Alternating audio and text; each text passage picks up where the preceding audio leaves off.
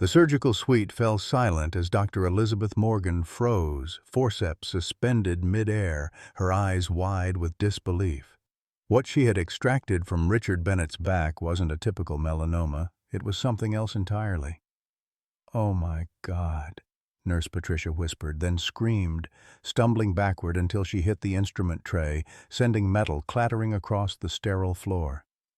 Through the observation window, Margaret Bennett pressed her weathered hands against the glass, her wedding ring catching the harsh fluorescent light. She'd known something was wrong with that mole for years, but never this, never something that could make a veteran nurse of 30 years scream in horror. "Get Dr. Blackwell in here now," Dr. Morgan commanded, her voice steady despite the trembling of her hands. What had been growing inside Richard Bennett's back for 20 years since Iraq?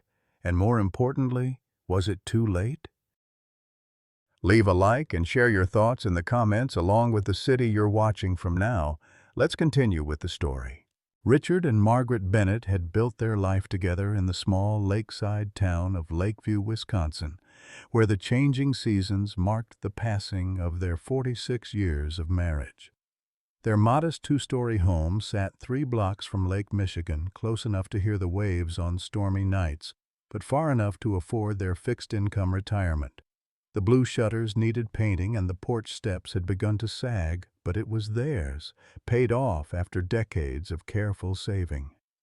Richard had never been one to complain, not during his tour with the 82nd Airborne in Iraq, not during 30 years hanging steel as a construction foreman, and certainly not about his health. At 65, he stood as straight as he had at 25, his broad shoulders only slightly stooped from years of labor, his hands perpetually calloused and cracked, telling the story of a man who believed problems were solved through work, not words. The small bronze star tucked away in his dresser drawer spoke of bravery he never discussed. "No sense dwelling on things you can't change," was Richard's life philosophy, applied to everything from broken appliances to broken bodies. Margaret, or Maggie, as Richard had called her since their first date in 1975, had spent her career shaping young minds as an elementary school teacher. Beneath her patient exterior and soft blue eyes lay a will of iron that had served her well, both in controlling classrooms of rambunctious children and in managing her stubborn husband.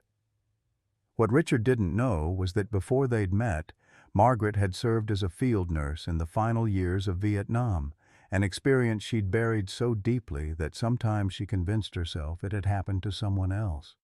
Their only daughter, Sarah, had followed her mother's hidden medical inclinations rather than her known teaching career, becoming an emergency physician in Chicago.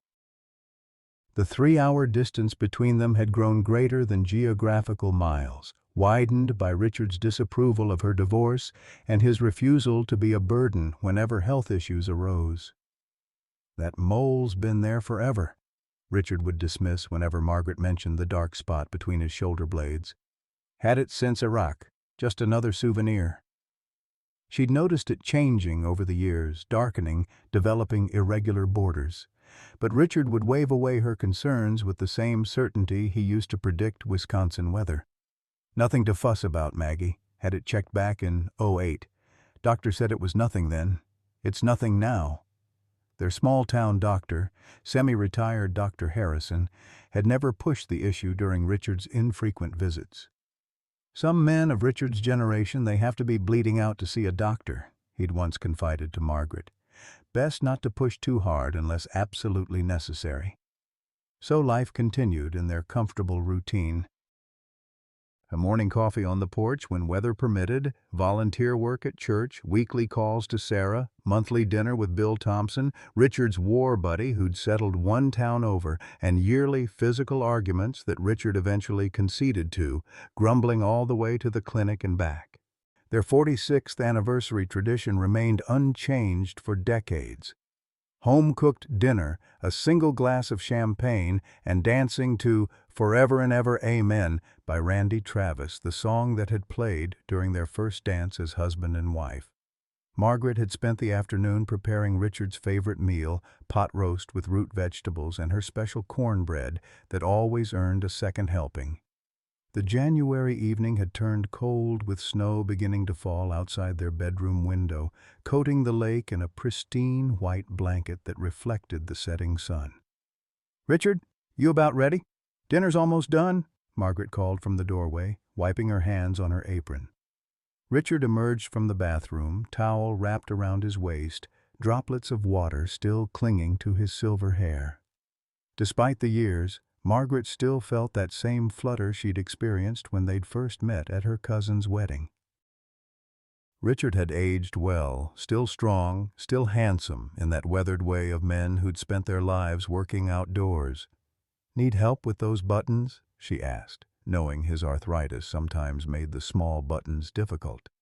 "I can manage," he insisted, but stood still as Margaret approached to help. This silent compromise had become part of their rhythm, his insistence on independence, her quiet assistance, neither acknowledging the exchange. As she helped him slip the shirt over his shoulders, Margaret froze. The mole between his shoulder blades had changed dramatically since she'd last seen it during their summer trip to the lake. What had been a dark, roughly circular spot about the size of a pencil eraser had transformed into something larger with irregular borders and varying shades of brown and black. Most concerning was the way it seemed to rise from his skin, no longer flat but almost textured. "Richard," she said carefully, "when did this mole start changing?" Richard shrugged, reaching for his comb. "It's fine, Maggie. Been there forever." "It's different," she insisted, her teacher's voice emerging, the tone that brooked no argument from even the most defiant third grader. "It's bigger, and the shape has changed." "Of course it has. I'm older. Everything changes." Richard met her eyes in the mirror, his expression softening at her concern. "Anniversary night isn't for doctor talk, honey. Let's enjoy our evening." Margaret reluctantly finished helping him with his shirt, but her mind remained fixed on what she'd seen. Throughout dinner, she found herself watching Richard's movements, looking for any sign of discomfort or pain. He caught her staring more than once, responding with a wink or a squeeze of her hand, misinterpreting her worry for romantic reminiscence. They were washing dishes together when the doorbell rang. "That'll be Sarah's package," Richard said, drying his hands. "She mentioned sending something for our anniversary." Instead, when Margaret opened the door, she found Jessica Miller standing there with little Emma, their 5-year-old granddaughter. Snow dusted their matching knit hats. "Surprise?" Jessica said. "We were driving through on our way back from my mother's and thought we'd stop by to wish you happy anniversary. Hope we're not interrupting." "Never," Margaret said, genuinely pleased despite her preoccupation. "Come in out of the cold." Emma bounded in with the energy only kindergartners possess, rushing straight to Richard, who scooped her up in a bear hug. "Grandpa, I lost another tooth," she announced, displaying the gap in her smile with pride. "Well, now the tooth fairy is going to go broke with you," Richard teased, setting her down and hanging up her tiny coat. What happened next would forever mark a dividing line in Margaret's mind, the moment between before and after. Richard had crouched down to help Emma with her snow boots, his back to the little girl as he worked the stubborn zipper. Emma, peering over his shoulder, suddenly pointed and asked in that crystal-clear voice of childhood, "Grandpa, why is there a spider on your back?" The room went still. Jessica laughed nervously, admonishing, "Emma, don't be silly." But Emma persisted with the unfiltered honesty of children. "It looks like the spider we found in the bathtub, the one with the bumpy back." Richard straightened, reaching awkwardly behind himself. "There's no spider, sweetie. Grandpa just has an old spot there." Margaret exchanged glances with Jessica, whose expression shifted from embarrassment to concern. "Richard," Margaret said quietly, "let me see." "It's nothing," he insisted, but Margaret was already moving toward him. gently turning him around. "Let me check just to be sure," she said, her voice calm while her heart raced. She lifted the back of his shirt, and Jessica gasped softly.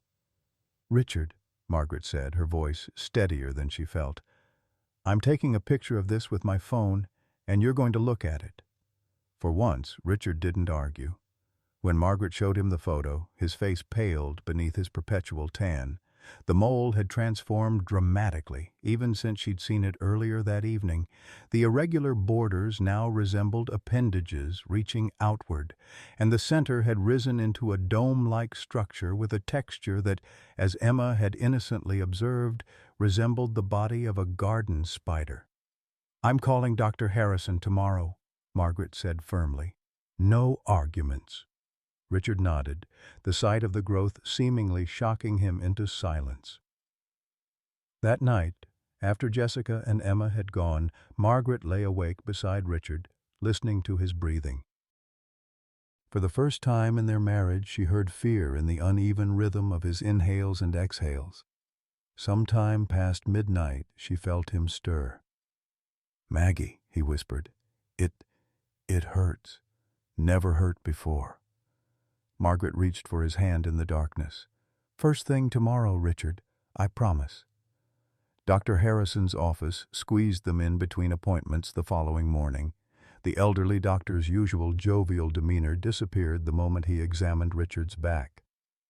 "I'm referring you to a dermatologist," he said, already writing on his prescription pad. "Dr. Elizabeth Morgan. She's young but brilliant, just moved back to the area after practicing in Boston. I'm calling her office personally to get you in this week." "That serious?" Richard asked, attempting his usual nonchalance. Dr. Harrison met his eyes directly. "I don't want to speculate, but this needs expert attention immediately." In the car ride home, Richard stared silently out the window at the snow-covered landscape. Margaret reached across the console to take his hand. "It'll be okay," she said, though uncertainty edged her voice. "If it's what I think it is," Richard said quietly, "I need you to promise me something. Anything. Don't tell Sarah until we know for sure. No sense worrying her if it turns out to be nothing." Margaret nodded, though she suspected they were well past nothing. Dr. Elizabeth Morgan was younger than Margaret had expected, maybe late 30s, with intelligent eyes behind stylish glasses and a warm smile that put Margaret at ease despite her concerns. She introduced herself with a firm handshake, then immediately addressed Richard directly. "Mr. Bennett," Dr. Morgan said. "Doctor Harrison sent over his notes, but I'd like to examine the area myself if that's all right." Richard nodded, already unbuttoning his shirt with military efficiency. As he turned and sat on the examination table, Dr. Morgan's professional demeanor momentarily slipped. Her eyes widened before she quickly composed herself. "How long have you had this growth, Mr. Bennett?" she asked, pulling on latex gloves. "Had a mole there since Iraq," Richard answered. "Been changing lately." "Define lately," Dr. Morgan prompted, examining the growth without touching it. "Noticeable changes in the past 6 months," Margaret interjected when Richard hesitated, "but dramatic changes just in the past week." Dr. Morgan nodded, taking photographs with a specialized camera. "And any symptoms? Pain, itching, bleeding?" "Some discomfort recently," Richard admitted. "Nothing I can't handle." "He's been having nightmares," Margaret added.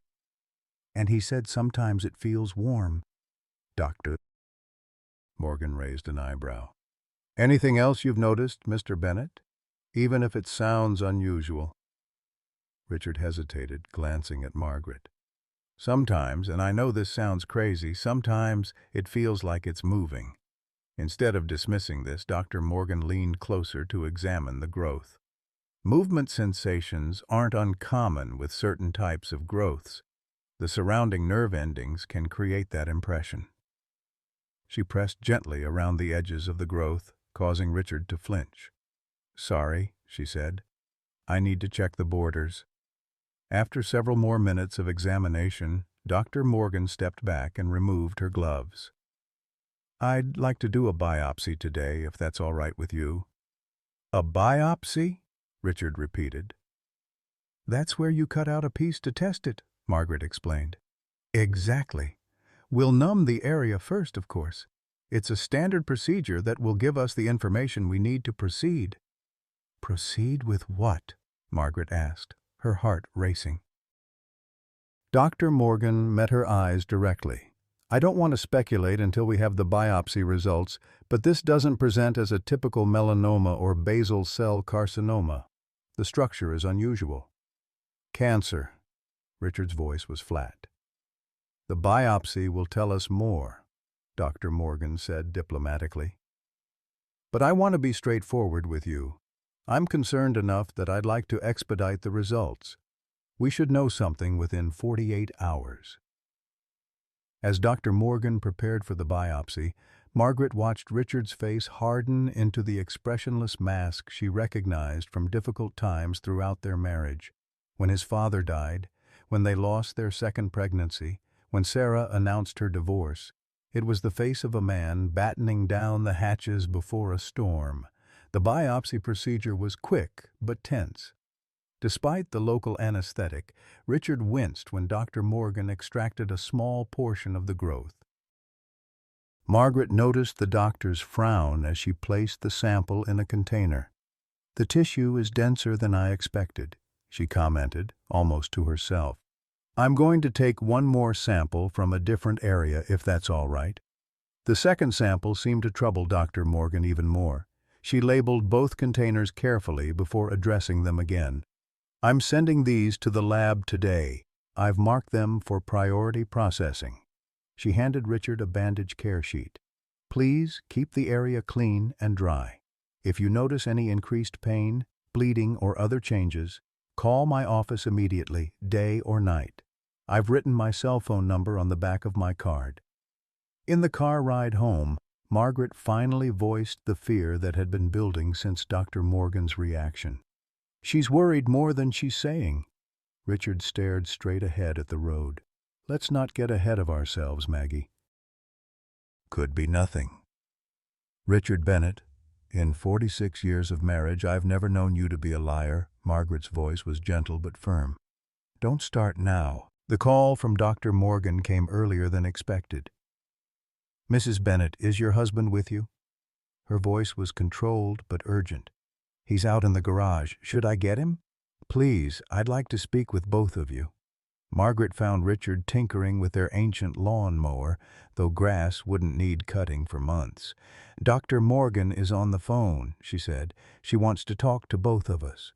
Richard wiped his hands slowly on a rag, a deliberate process that told Margaret he was steeling himself.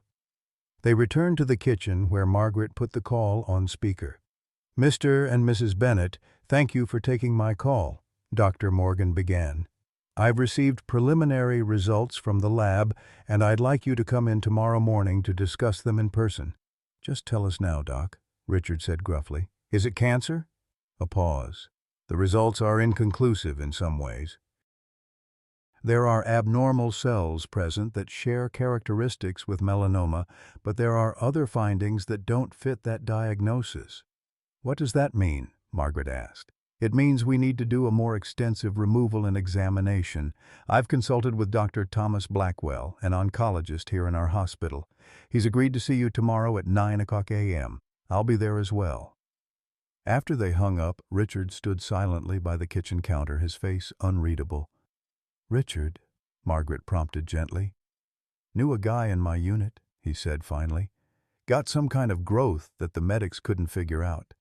Turned out he had some kind of parasite burrowed under his skin." He looked at Margaret, his eyes haunted. "You think that's what this is? Some Iraqi bug that's been living in me all these years?" The question chilled Margaret to the bone, because the thought had already occurred to her, not from Richard's military service, but from her own. She had seen strange tropical infections during her nursing days, things that weren't in any medical textbook. "I don't know," she answered honestly. "But whatever it is, we'll face it together." That evening, they received an unexpected visitor. Bill Thompson knocked on their door just after dinner. his gray hair wind-blown and his expression serious. "Heard from Nancy down at the clinic that Richard's got some kind of growth they're checking out," he said without preamble when Margaret opened the door. Nancy Williams was Bill's sister-in-law and a nurse at the medical center. "News travels fast," Richard commented dryly from the living room. Bill entered, declining Margaret's offer of coffee. "Show me," he said to Richard. The two men had been through too much together for Richard to refuse. He turned and lifted his shirt, revealing the bandaged area. "What's under the bandage?" Bill asked. "Yeah, shape of it?" Richard glanced at Margaret. "Sort of spider-like," she said. "Emma called it that." Bill's weathered face paled. "Thought so. Wilson had something similar." "Remember him?" Richard nodded slowly. "Lanky guy from Ohio. Good poker player." "That's him. Ran into his widow about 5 years back at a VA event. She told me he died from some weird cancer. Started as what they thought was a mole on his back. By the time they figured out what it was, it had spread everywhere." Margaret felt her knees weaken and sat beside Bill. "Did they ever determine what caused it?" Bill shrugged. "VA doctors had some theory about toxic exposure from burning oil wells. Said it created some unique type of cancer they hadn't seen before." He looked directly at Richard. "You were with us in Fallujah, weren't you?" Richard nodded grimly. 3 weeks in 05. The three sat in heavy silence until Bill spoke again. "There's something else you should know, Richard. Before Wilson died, he told his wife the same thing you've been telling Maggie." He thought the thing on his back was moving. The waiting room of the oncology department felt colder than the January morning outside. Margaret sat with her hands folded tightly in her lap, watching Richard flip through a month-old Time magazine without seeing the pages. They had barely spoken during the drive to the hospital, each lost in their own thoughts after Bill's disturbing revelation the night before. Richard and Margaret Bennett, a nurse in blue scrubs, appeared at the door, clipboard in hand. "Dr. Blackwell and Dr. Morgan are ready for you." They followed her down a hallway lined with framed watercolors of peaceful landscapes, an attempt at calming that only heightened Margaret's anxiety. The consultation room contained a small conference table rather than an examination bed, suggesting this was a meeting for discussion, not treatment. Dr. Morgan greeted them with a professional smile that didn't quite reach her eyes. Beside her stood Dr. Thomas Blackwell, a tall man with silver hair and reading glasses perched on the end of his nose. He shook their hands firmly, his demeanor radiating the confidence of someone who had delivered difficult news countless times before. "Thank you for coming in," Dr. Blackwell began once they were seated. "Dr. Morgan has shared the biopsy results with me, and I've reviewed them thoroughly. We've also consulted with a pathologist at the University of Wisconsin Medical Center." "Just give it to us straight, Doctor," Richard said, his voice gruff. "What are we dealing with?" Dr. Blackwell nodded, appreciating Richard's directness. "The biopsy shows characteristics of an atypical melanoma, but with several unusual features. The cellular structure is distinctive, not something we commonly see." "Is it from toxic exposure in Iraq?" Margaret asked, remembering Bill's story. "My husband was exposed during his service." The doctors exchanged glances before Dr. Morgan spoke. "That's one possibility we're considering. There have been documented cases of rare cancers linked to chemical exposure during the war." "But there's something else," Dr. Blackwell added, opening a folder on the table. He turned it to show them photographs of the biopsy samples magnified to show cellular details that meant nothing to Margaret or Richard. "The growth appears to have encapsulated some type of foreign material." "Foreign material?" Richard repeated.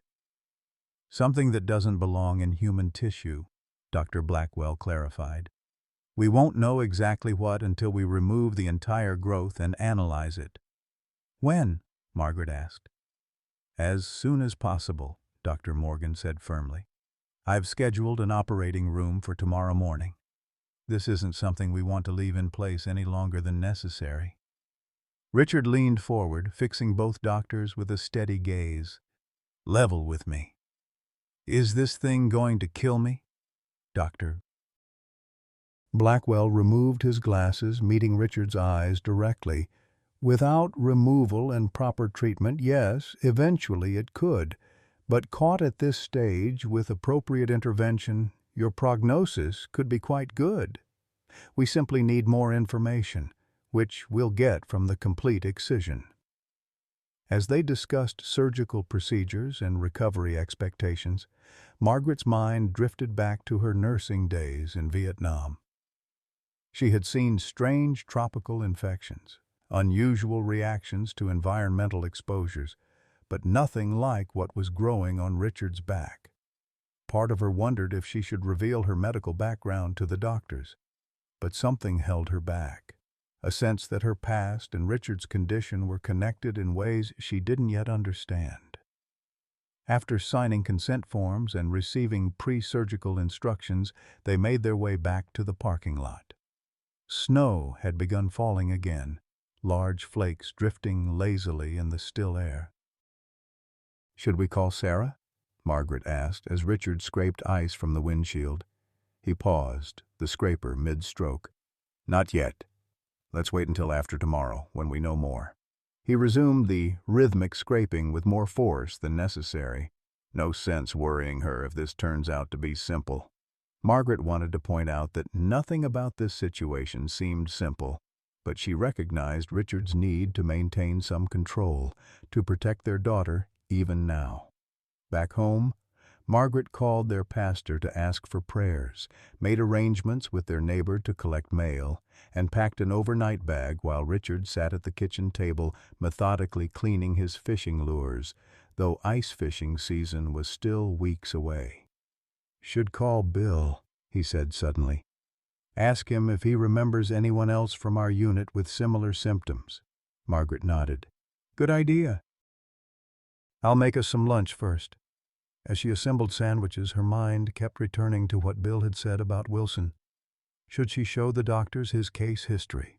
Would they think she was overreacting? Or worse, would they dismiss Richard's sensations as imagination if they didn't see the connections themselves? She was still debating when the phone rang. It was Sarah. "Mom, is everything okay? Pastor Jim just called to check on you and Dad. Said something about Dad having a procedure tomorrow." Margaret closed her eyes, silently cursing small-town communication networks. "We were going to call you after we knew more, honey." "Knew more about what? Mom, what's going on?" With a sigh, Margaret explained the situation as calmly as she could, downplaying their concerns while still conveying the seriousness. "I'm coming," Sarah declared before Margaret had finished. "I can be there by tonight." "Sarah, you don't need to—" "Mom?" The steel in her daughter's voice was painfully familiar. It was Richard's determination in a younger female version. "My father is having surgery to remove a potentially cancerous growth tomorrow. I'm coming." End of discussion. After hanging up, Margaret returned to the kitchen to find Richard staring out the window at the falling snow, his sandwich untouched. "Sarah's on her way," she told him. He nodded without turning. "Figured she would be. She's stubborn like her mother." "Like her father, you mean?" A ghost of a smile crossed his face. "Maybe a bit of both." That evening, Richard's discomfort increased noticeably. He shifted constantly in his chair during dinner, unable to find a position that didn't pressure the growth. By bedtime, he admitted to a burning sensation that over-the-counter pain relievers barely touched. "Maybe we should call Doctor Morgan," Margaret suggested, watching him wince as he tried to get comfortable in bed. "And say what? The thing you're cutting out tomorrow hurts today? Nothing they can do tonight, Maggie." She knew he was right, but sleep eluded her nonetheless. Around midnight, she heard Sarah's car in the driveway. Their daughter had made the 3-hour drive from Chicago in record time, despite the snow. Margaret met her at the door, embracing her tightly. At 40, Sarah still looked so much like the serious little girl who had once declared she wanted to fix people when she grew up. Now an emergency physician, she had fulfilled that childhood ambition. "How is he?" Sarah asked, shrugging off her coat. "Pretending it doesn't hurt as much as it does," Margaret answered honestly. "You know your father." Sarah nodded, her expression grim. "And what aren't you telling me, Mom? I could hear it in your voice on the phone." Margaret hesitated, then led Sarah to the kitchen table. "There's something I need to tell you," she said quietly. "Before your father's surgery tomorrow, you should know that this might be connected to his time in Iraq.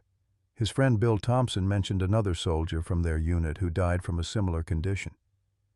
Sarah's professional demeanor kicked in immediately. "Did they determine the cause? Environmental exposure? Parasitic infection?" "They weren't sure. But there's something else, Sarah." Margaret took a deep breath. "I've never told you this, but before I became a teacher, before I met your father, I was a nurse in Vietnam." Sarah stared at her mother in shock. "A nurse? You never told me that."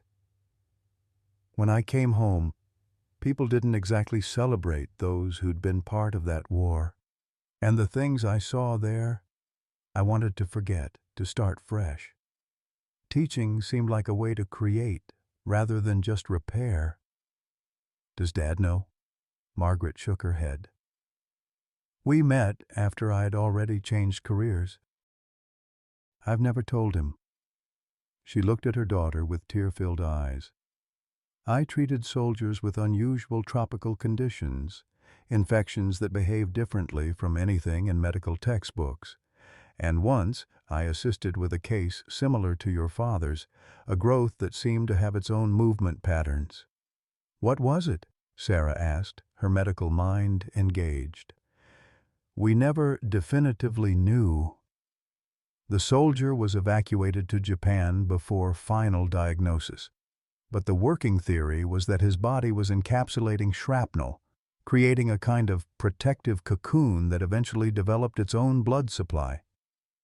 Sarah's expression turned thoughtful. "Like an advanced foreign body reaction? That's rare, but not unheard of." "This was different," Margaret insisted. "The encapsulation had developed abnormal tissue that resembled cancer but wasn't quite the same."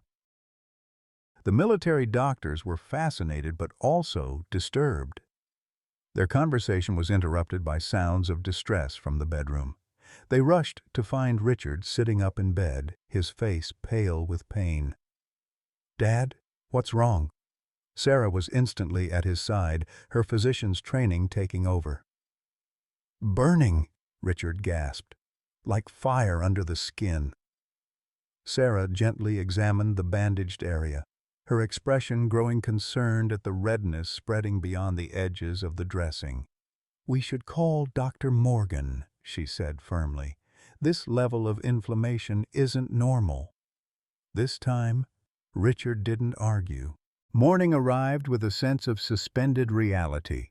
Richard was uncharacteristically quiet as they prepared to leave, methodically going through his pre-surgery checklist as if preparing for a military operation.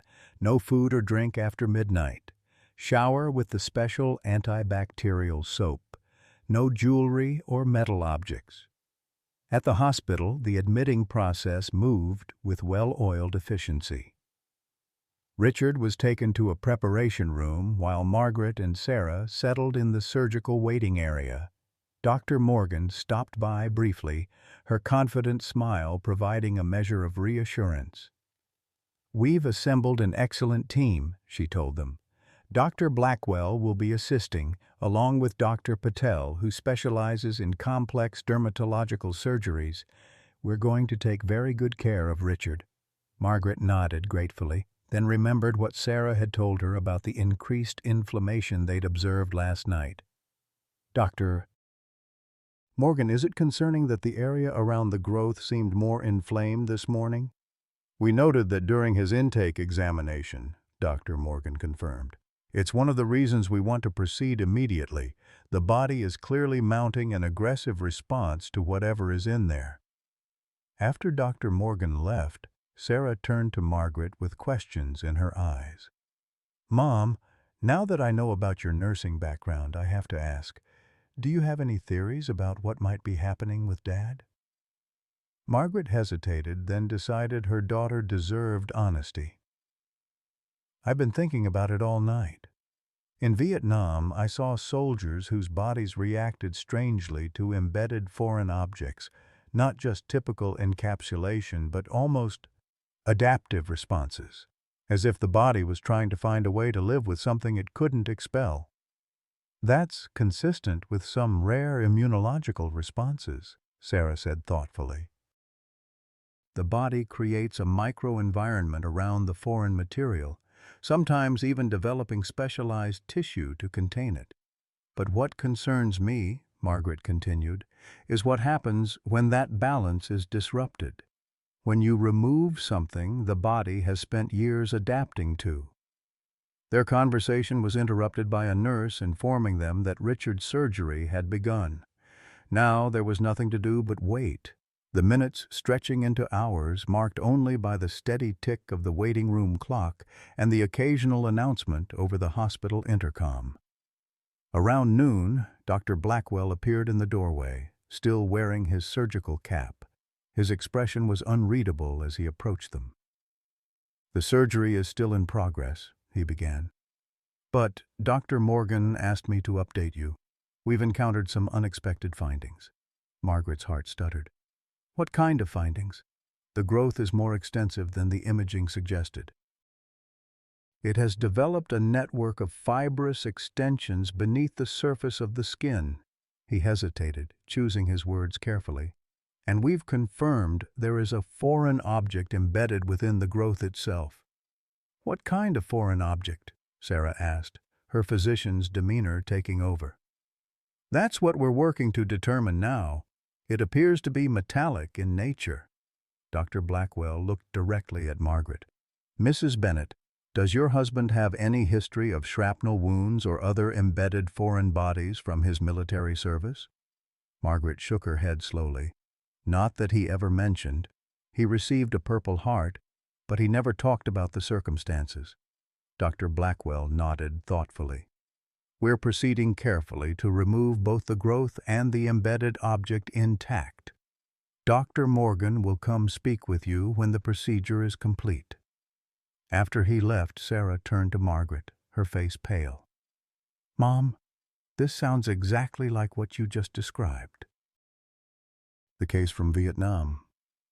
Margaret nodded, a chill running through her despite the overheated waiting room. "I know. If Dad has had shrapnel in his body all these years without knowing it, then what else hasn't he told us about his time in Iraq?" The question hung between them as they continued their vigil, each lost in thought about the man they both loved and the secrets he might have carried for nearly half a century. The surgical suite maintained its sterile hush, broken only by the steady beep of monitoring equipment and the occasional metallic clink of instruments. Dr. Elizabeth Morgan stood over Richard Bennett's prone form, her focus absolute as she carefully separated the growth from the surrounding tissue. "Remarkable structure," she murmured, more to herself than to her surgical team. "I've never seen anything like this network of fibrous extensions." Dr. Blackwell leaned closer, his experienced eyes narrowing behind his magnification loops. "Almost like it's anchoring itself deliberately. See how these tendrils follow the fascial planes? Blood pressure holding steady at 110/70, the anesthesiologist reported from behind his monitors. Dr. Morgan nodded acknowledgement without looking up, her hand steady as she traced another extension of the growth. "I want to keep this as intact as possible for pathology. Nurse Johnson, can you adjust the lighting?" Patricia Johnson, head surgical nurse with 30 years of experience, repositioned the overhead lamp to better illuminate the operating field. In all her years at Lakeview Regional Hospital, she'd never seen anything quite like what lay exposed on Richard Bennett's back. "Dr. Morgan," she said, The base is pulsing slightly with his heartbeat. See it? Indeed, the central mass of the growth seemed to have its own blood supply synchronizing with Richard's cardiac rhythm. Dr. Morgan carefully clamped and tied off several small vessels, feeding the mass. "We're getting close to the foreign body," she observed as her scalpel revealed a deeper layer of tissue. "I can see something reflective." Dr. Blackwell adjusted his position for a better view. "Definitely metallic. Could be shrapnel, as we suspected." As Dr. Morgan carefully dissected the final layer of tissue encapsulating the foreign object, she paused, frowning. "This is unusual. The growth seems to have formed a perfect cavity around whatever this is." Using delicate forceps, she gently probed the exposed edge of the metallic object. It shifted slightly, revealing a distinctive shape. "That's not random shrapnel," Dr. Blackwell said, his voice tense with surprise. "That appears to be a bullet fragment." Dr. Morgan carefully worked her instruments around the object, freeing it from the surrounding tissue. As she lifted it away from the cavity, the full structure became visible, a misshapen piece of metal approximately 1 cm in length, its surface corroded but still recognizably part of a bullet. "My God," Nurse Johnson whispered, the words escaping involuntarily, then louder, a reflexive cry of shock as the tissue around the now empty cavity seemed to collapse and then restructure itself before their eyes. "Oh my God!" Her scream echoed through the surgical suite, startling everyone present. Through the observation window, Margaret Bennett pressed her hands against the glass, her heart racing at the sudden commotion. "What is it?" Dr. Patel asked sharply, moving closer to see what had caused the experienced nurse's outburst. "Doctor." Morgan remained steady, though her eyes widened behind her surgical mask. "The tissue. It's reconfiguring. I've never seen anything respond like this to foreign body removal. It's like it was built around the bullet fragment, Doctor," Blackwell said, his scientific curiosity temporarily overriding his surprise. "The body created this elaborate structure to isolate it, or to use it," Dr. Morgan murmured, placing the bullet fragment carefully in a specimen container. "Look at how the growth interfaced with it, almost like it was utilizing the metal as a framework." Nurse Johnson regained her professional composure, though her hands trembled slightly as she assisted with the instruments. "I'm sorry for the outburst, doctors. I've just never seen tissue behave that way." "None of us have," Dr. Blackwell assured her, returning his attention to the surgical field. "Now, let's complete the excision and close. I think we've given the Bennetts enough drama for one day." Dr. Morgan nodded, focusing on removing the remaining tissue and ensuring clean margins. "I want comprehensive testing on both the growth and the bullet fragment, full histology, toxicology, and metal analysis." In the observation room, Margaret and Sarah watched intently, unable to hear the conversation, but sensing the gravity of what had just occurred. "Something happened," Sarah said, her physician's instincts alert to the shift in the surgical team's body language. "Something unexpected," Margaret nodded, her heart pounding. The nurse screamed.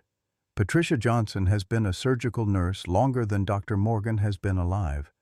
It would take something truly shocking to make her react like that." They fell silent as Dr. Blackwell approached the observation window, his eyes meeting Margaret's through his protective goggles. He gave a reassuring nod and a thumbs up, the universal sign that things were under control, before returning to assist with the closure. Another hour passed before Dr. Morgan emerged from the surgical suite, her cap removed but still wearing her surgical gown. Her face showed both fatigue and excitement, the look of a physician who had encountered something professionally fascinating. "Mrs. Bennett, Dr. Bennett," she acknowledged Margaret and Sarah formally. "Richard is stable and being moved to recovery. The surgery was successful in that we removed the entire growth and what appears to be the causative agent." Causative agent? Sarah repeated, her medical training engaging. What did you find? Dr. Morgan gestured toward the consultation room. Let's sit down. This will take some explanation. Once seated, Dr. Morgan placed a sealed specimen container on the table. Through the clear plastic, Margaret could see a small, misshapen piece of metal. This was embedded in the center of the growth on Richard's back, Dr. Morgan explained. It's a bullet fragment approximately 15 to 20 years old, based on its condition and composition. Margaret stared at the fragment, her mind racing back to her nursing days, to wounded soldiers and field surgeries. Richard never mentioned being shot. Many veterans don't discuss their injuries, Dr. Morgan said gently, especially wounds that weren't life-threatening at the time. But how could he not know? Sarah asked, examining the fragment without touching the container. Surely he would have felt being hit. In combat, especially under intense conditions, it's not uncommon for soldiers to sustain injuries they're unaware of until later, Dr. Morgan explained. And if the entry wound was small enough, field medics might have cleaned and bandaged it without extracting the fragment, especially if it wasn't easily accessible. Margaret nodded slowly, remembering triage protocols from her own service. If it wasn't threatening vital organs, they would have prioritized more critical injuries. Exactly, Dr. Morgan confirmed. But what's truly remarkable is what his body did in response to this foreign object over the decades. She pulled out several photographs taken during surgery, laying them on the table. Margaret and Sarah leaned forward to see detailed images of the growth, its spider-like extensions, and the cavity where the bullet had resided. Instead of forming a simple scar capsule around the fragment, which is the normal response to a foreign body, Richard's immune system created this elaborate structure, Dr. Morgan explained, pointing to various features in the photos. It's unlike anything I've seen in medical literature. But why now? Sarah asked. Why would it suddenly change and become symptomatic after all these years? Dr. Morgan shook her head. That's one of many questions we don't have answers for yet. It could be age-related immune changes, environmental factors, or simply that the structure reached a critical mass. She looked directly at Margaret. Has Richard been exposed to any unusual chemicals or environments recently? Margaret thought carefully. Nothing out of the ordinary, just his usual routine, fishing, woodworking in the garage, church activities. What about his diet or medications? He takes blood pressure medication and a daily aspirin, nothing else regularly. Dr. Morgan made notes on her tablet. We'll run a full panel of tests on the tissue and the fragment. The preliminary findings are intriguing. Intriguing how? Sarah pressed, her professional curiosity evident. The growth shows characteristics of both cancerous and non-cancerous tissue. It had developed its own blood supply like a tumor, but was contained and organized in a way tumors typically aren't. And the tissue immediately surrounding the bullet fragment had an unusual cellular structure, almost metalloid in composition, as if it had been absorbing microscopic particles from the fragment itself. Margaret felt a chill at these words, remembering similar descriptions from military doctors in Vietnam. Is it dangerous? Could it spread or return? We took wide margins to ensure complete removal, Dr. Morgan assured her, and we'll monitor Richard closely. But until we understand exactly what we're dealing with, I can't make definitive predictions. A nurse appeared at the doorway. Dr. Morgan, Mr. Bennett is awake and asking for his family. Relief washed over Margaret. Can we see him now? Dr. Morgan nodded briefly. He'll be groggy from the anesthesia and on pain medication. We'll keep him overnight for observation, but barring complications, he should be able to go home tomorrow. They followed the nurse to the recovery area where Richard lay propped on his side to avoid pressure on his surgical site. His face was pale, but his eyes were alert as they approached. "There's my girls," he said, his voice raspy from the intubation tube. "Surgery go okay?" Margaret took his hand, struggling to maintain composure. It went fine. They got everything out. Richard's gaze shifted between them, his perception sharp despite the medications. What aren't you telling me? Sarah stepped forward, ever the doctor, even with her own father. They found a bullet fragment embedded in the growth, Dad. You had a piece of metal in your back, apparently for decades. Richard's expression didn't register surprise, only a weary confirmation. Figured it might be something like that. Margaret stared at him. You knew? Not for sure, he admitted, but I took some shrapnel during a firefight near Fallujah in '05. Medic patched me up, said most of it was superficial. He closed his eyes briefly. One piece went deeper. They were going to airlift me to the field hospital, but then we took heavy fire again. By the time it was over and we got back to base, the wound had closed up. They figured if it wasn't causing problems, best to leave it alone. And you never thought to mention this? Margaret couldn't keep the hurt from her voice. Richard's eyes opened, meeting hers with a mixture of apology and defensiveness. When I got home, everyone was either treating vets like we were monsters or looking at us with pity. I didn't want either. I just wanted to move forward. His hand tightened around hers. And by the time I met you, it seemed like ancient history. Never gave me any trouble until now. Well, it's out now, Sarah said pragmatically. And they're running tests to understand exactly what it was doing in there all these years. Richard nodded, then winced as the movement pulled at his stitches. So, what happens next? Rest and recovery, Margaret said firmly. And no more secrets, Richard Bennett. Not about your health, not about Iraq, not about anything. A faint smile crossed his pale face. Yes, ma'am. Later, after Richard had drifted back to sleep and Sarah had gone to make phone calls, Margaret stood by the recovery room window watching snow fall in the early winter darkness.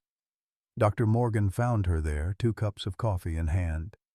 Thought you might need this, she offered, passing one to Margaret. Thank you. Margaret accepted gratefully, the warmth of the cup comforting against her cold fingers. They stood in companionable silence for a moment before Dr. Morgan spoke. Your husband is a remarkable man. Not many people could carry something like that for decades without knowing.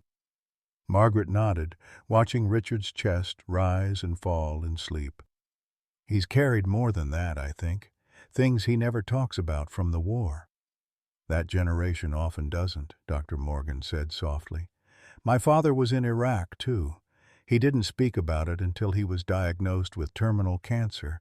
Then the stories came pouring out like he couldn't take them with him. Margaret turned to study the young doctor with new understanding. Is that why you came back to a small-town practice? Because of your father? Dr. Morgan smiled sadly. Partly. He died during my residency in Boston. Coming back here felt like a way to honor him, to serve the kind of community he valued. She hesitated, then added, When I saw what we removed from your husband today, I thought of my father. He carried his war in his nightmares. Richard carried his, physically, in his body. The metaphor struck Margaret deeply. We all carry something, I suppose. Mrs. Bennett, Dr. Morgan said carefully, there's something else you should know. The preliminary examination of the growth shows unusual properties. We're sending samples to specialists at Walter Reed and the CDC. This could be an important case for understanding how the body responds to foreign objects long-term, especially in veterans exposed to chemical and environmental hazards. Margaret tensed. Are you saying Richard might become some kind of research subject?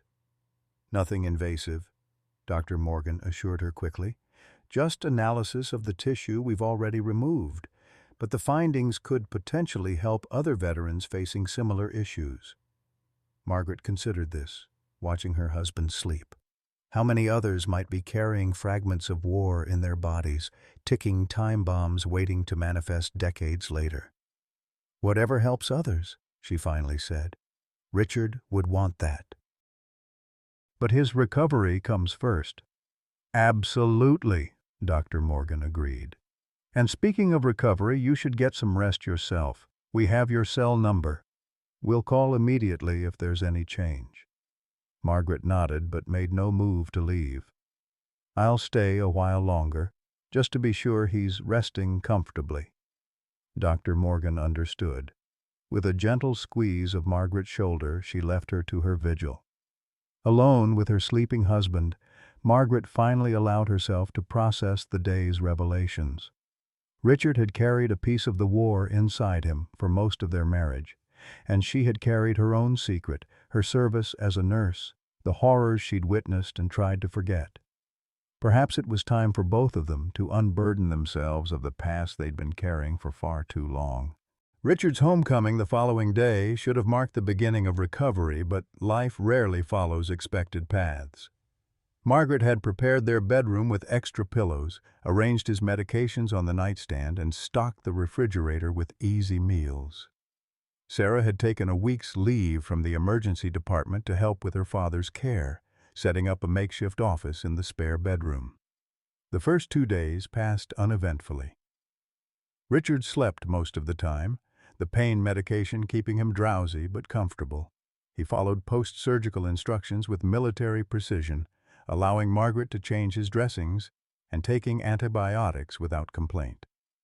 The surgical site looked clean with no signs of infection or unusual healing. On the 3rd day, everything changed. Margaret woke at dawn to find Richard's side of the bed empty, the sheets cold. She found him in the kitchen, sitting rigidly at the table, staring into a cup of untouched coffee.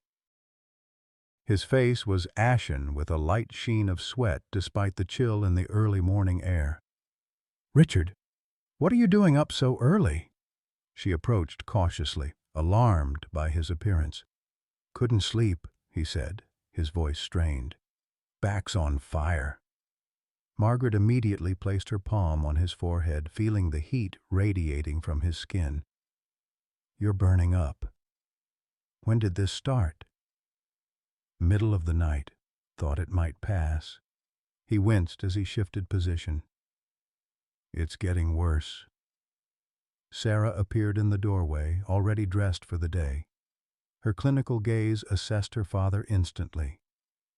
"Dad, you need to lie down. Let me look at your back." In their bedroom, Margaret helped ease Richard's pajama top over his shoulders, while Sarah snapped on latex gloves from her medical bag. The bandage covering the surgical site was spotted with a rust-colored discharge. "This doesn't look right," Sarah murmured as she carefully removed the dressing. What lay beneath caused both women to inhale sharply. The incision, which had been healing normally the previous evening, was now angry and inflamed. The skin around the stitches had taken on a peculiar mottled appearance, with areas of deep redness interspersed with pale, almost bloodless patches. Most concerning was the distinct swelling that seemed to pulse slightly with each beat of Richard's heart.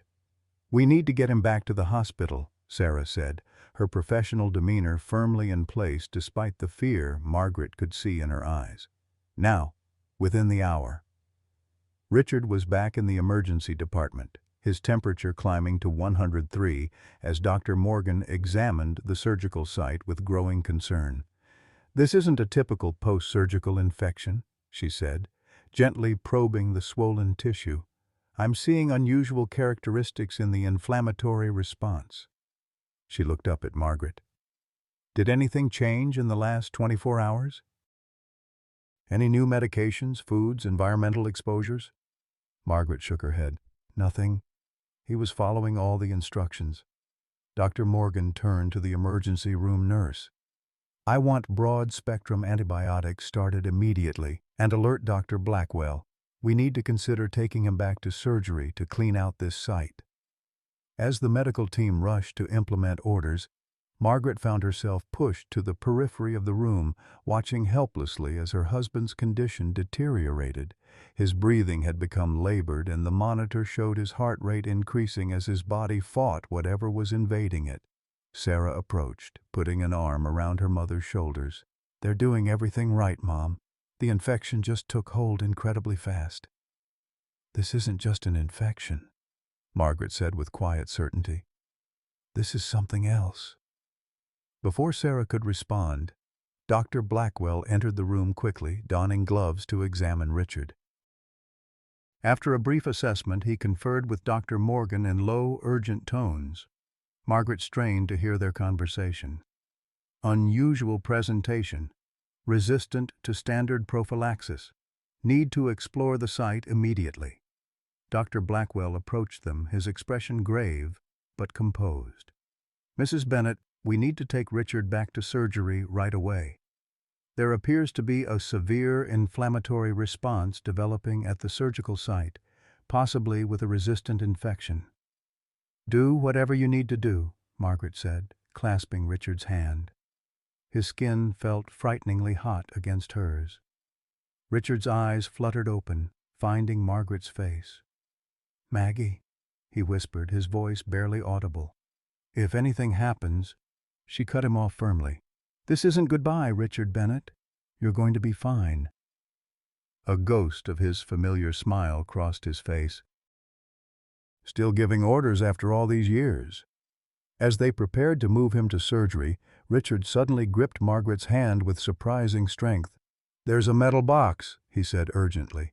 "Back of my workbench. Combination is your birthday. If I don't—" He paused, struggling for breath. "You should know what's in there." Margaret's throat tightened. "You can show me yourself when you're better."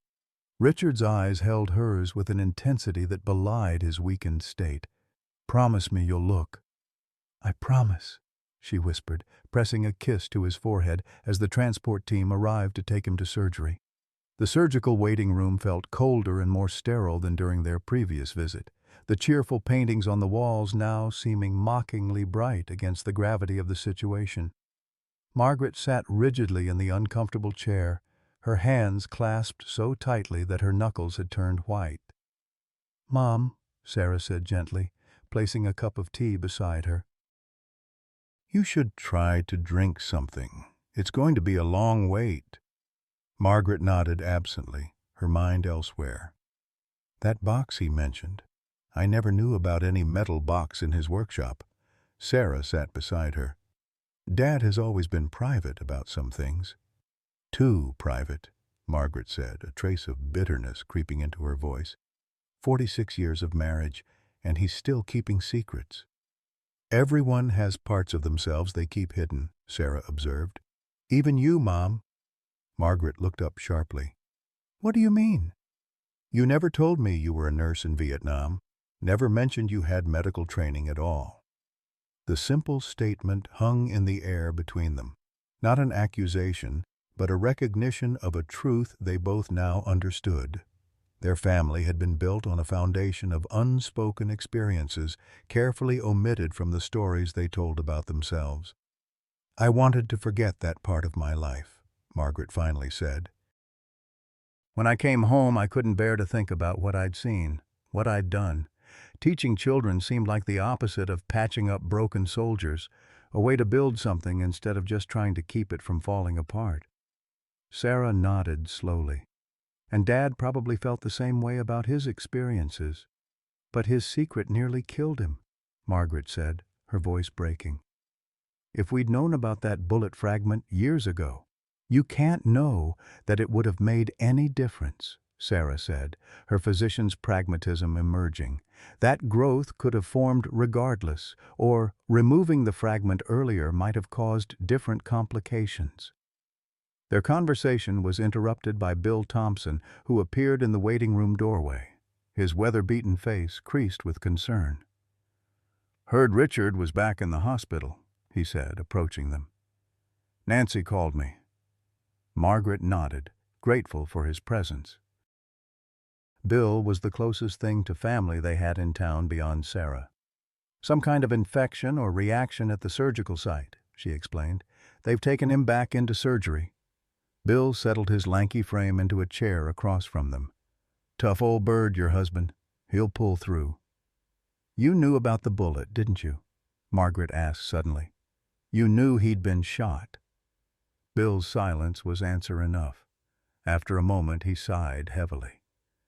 "It was a bad day near Fallujah. We were pinned down for hours. Richard took a hit, helping drag Wilson to cover. By the time we got medevac out, there were men a lot worse off. The medic patched him up, said the bullet had fragmented, but most of it was removed. He paused, his gaze distant with memory. Richard never wanted a Purple Heart for it. Said too many better men had died earning theirs. Margaret absorbed this revelation, trying to imagine her husband as the young soldier Bill described, brave enough to risk his life for a comrade, humble enough to dismiss his own sacrifice. "Why wouldn't he tell me this?" she asked, the hurt evident in her voice. Bill shrugged. "You didn't know Richard right after he got back. None of us talked about what happened over there. It was like if we didn't say it out loud, maybe we could pretend it never happened." He looked directly at Margaret. "And Richard changed after he met you. He wanted to be the man you thought he was, not some damaged war vet." The irony of this statement wasn't lost on Margaret. Hadn't she done the same thing? Reinvented herself as a school teacher, burying the battlefield nurse she had been? Hours passed with agonizing slowness. Nurses occasionally updated them, but the information was frustratingly vague. "He's still in surgery. The doctors are addressing the infection. We'll let you know when there's more to report." Afternoon faded into evening. Bill went for sandwiches that none of them could eat. Sarah made phone calls, arranging for more time away from her practice. Margaret sat motionless, watching the institutional clock tick away minutes that felt like hours.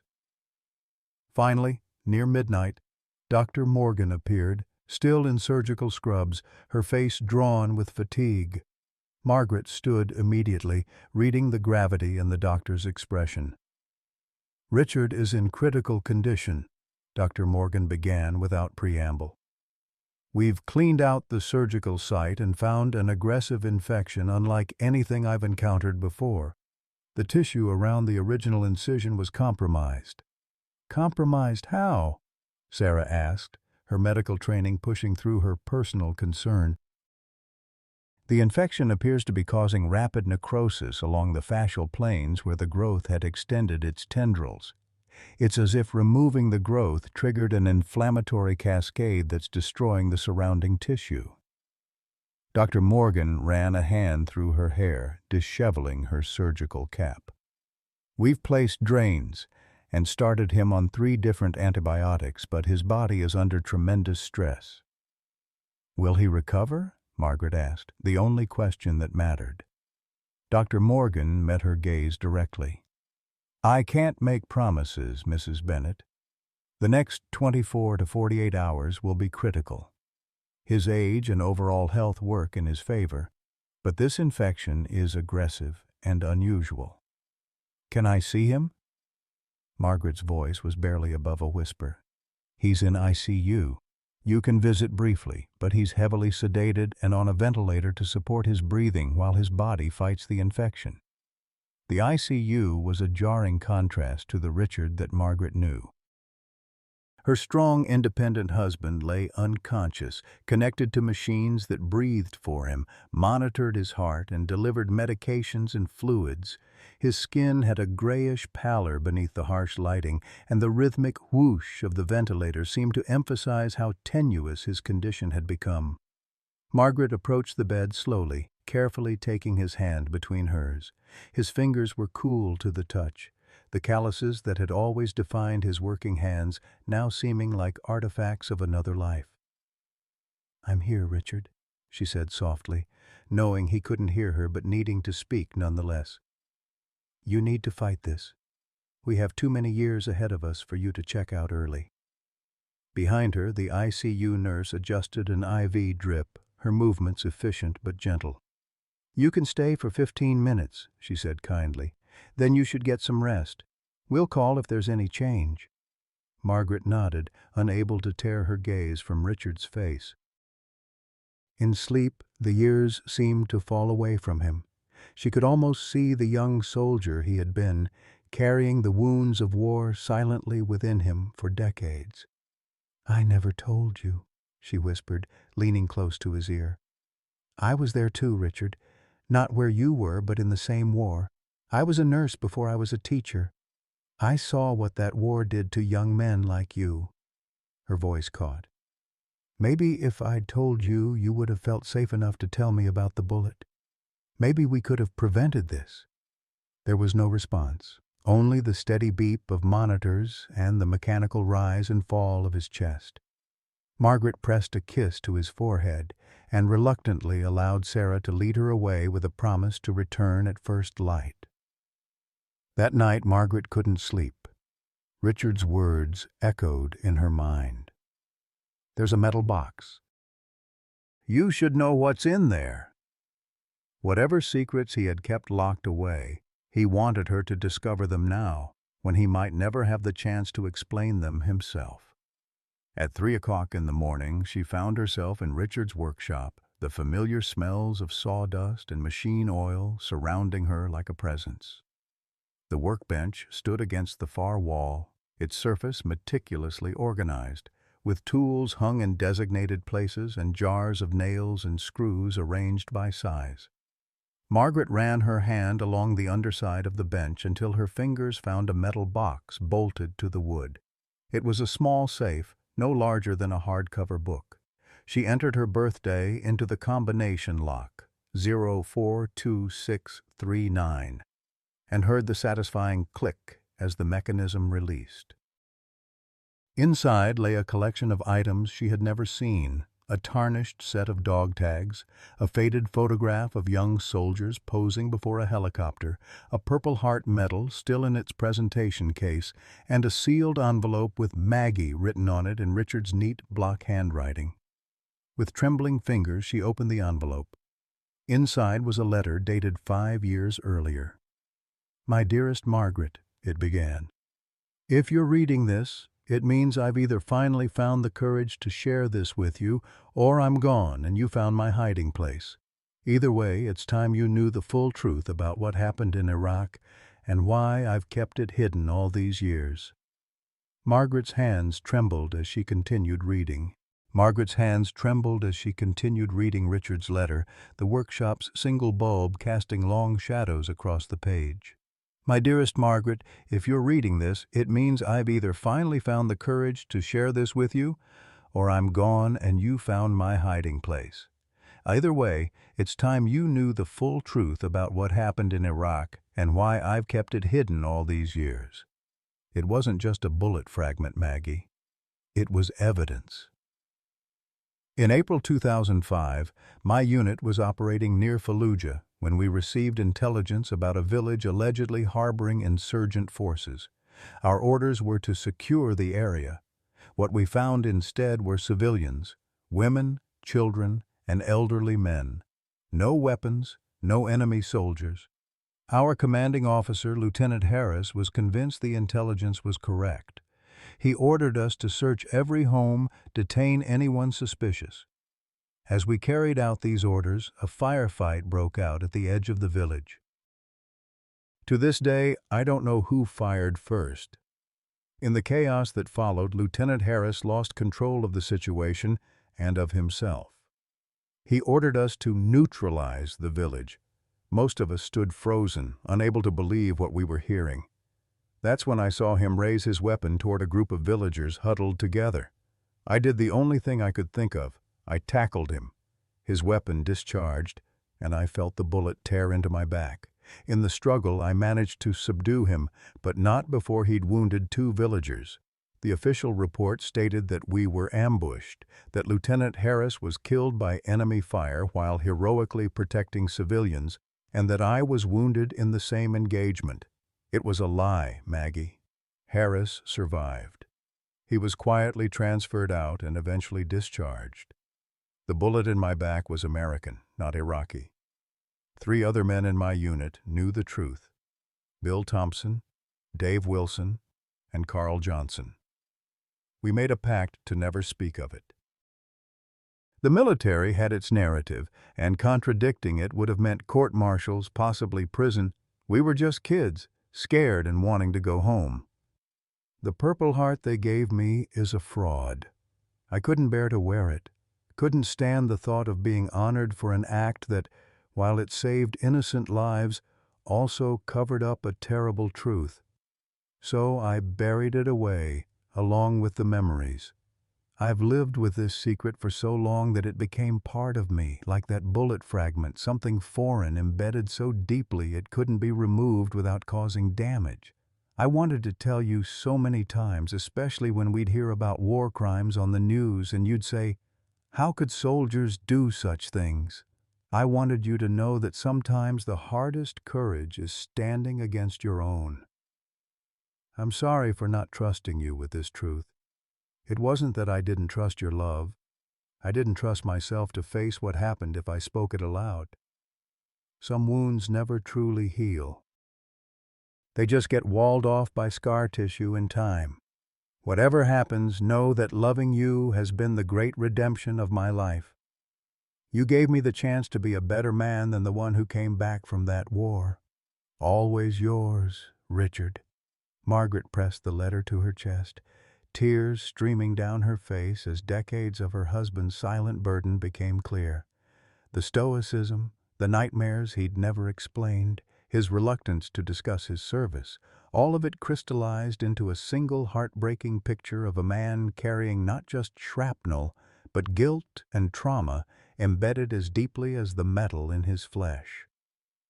Dawn was breaking as Margaret returned to the hospital. Richard's letter folded carefully in her purse. The ICU was quiet, except for the steady beeping of monitors and the soft shuffle of nurses changing shifts. Richard remained unconscious, his condition unchanged through the night. Dr. Morgan appeared at Margaret's side, her eyes shadowed from lack of sleep but alert. "We've received preliminary results from the lab on the tissue samples," she said quietly. "I'd like to discuss them with you if you feel up to it." Margaret nodded, reluctantly leaving Richard's side to follow Dr. Morgan to a small consultation room. "The analysis shows something remarkable," Dr. Morgan began, opening a folder containing microscope images. "The growth we removed wasn't simply cancerous tissue, nor was it merely an encapsulation response to the foreign body. It appears to be a unique adaptation of Richard's immune system, a highly specialized response to the prolonged presence of the bullet fragment." Margaret stared at the images, trying to make sense of the cellular structures highlighted in various colors. "What does that mean in plain English, Doctor?" Dr. Morgan leaned forward, her excitement as a scientist momentarily overriding her clinical detachment. "It means Richard's body created a completely novel biological structure to contain the bullet fragment. Instead of forming ordinary scar tissue around it, his immune system developed what we might call a smart capsule, tissue that actively worked to neutralize potential toxins leaching from the metal. But if it was helping him, why did it suddenly become dangerous?" "That's the fascinating part," Dr. Morgan said. "The metal composition of the fragment shows high levels of lead, copper, and traces of other elements that can be toxic. Over decades, these substances would normally cause severe poisoning, but the specialized tissue Richard's body created was effectively filtering these toxins, preventing them from entering his bloodstream." "Until you removed it," Margaret said, understanding dawning. Dr. Morgan nodded. "Exactly. When we removed both the growth and the fragment, we inadvertently disrupted this delicate balance. The surrounding tissue, which had been exposed to low levels of these metals for years, suddenly went into a kind of shock, almost like a withdrawal response. So his body became dependent on the very thing that was poisoning it," Margaret murmured, seeing the cruel irony. "In a manner of speaking, yes. It's an immunological paradox we've never documented before." Dr. Morgan closed the folder. "But there's good news. Now that we understand what's happening, we've adjusted his treatment. We're supporting his immune system through the transition while aggressively treating the necrotic tissue. His latest blood work shows the first signs of improvement." Margaret felt a flicker of hope. "So he might recover?" "I believe so, yes. It won't be quick, and he's not out of danger yet. But I'm cautiously optimistic." Dr. Morgan hesitated, then added, "Mrs. Bennett, with your permission, We'd like to document Richard's case for medical research.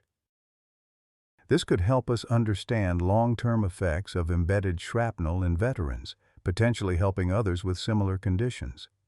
Margaret thought of Richard's letter, of his desire to make something good come from his trauma. He would want that, she said softly. But there's something you should know about the origin of that bullet fragment.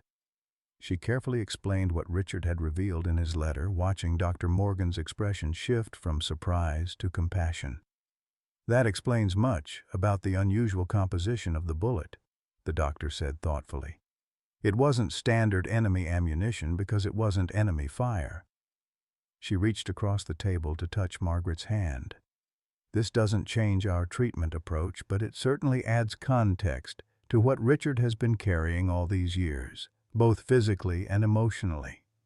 Margaret returned to Richard's bedside with renewed purpose. While Sarah consulted with the medical team about her father's treatment plan, Margaret pulled her chair close and took Richard's hand. "I read your letter," she said quietly, knowing he couldn't hear her but needing to speak the words anyway. "I understand now, Richard, and I need you to wake up so I can tell you something too. My own secret from Vietnam." Throughout the day, the ICU staff monitored Richard's condition, noting small but encouraging improvements in his vital signs. By evening, his fever had begun to subside, and his oxygen requirements had decreased slightly. Dr. Blackwell, reviewing the charts, allowed himself a cautious smile.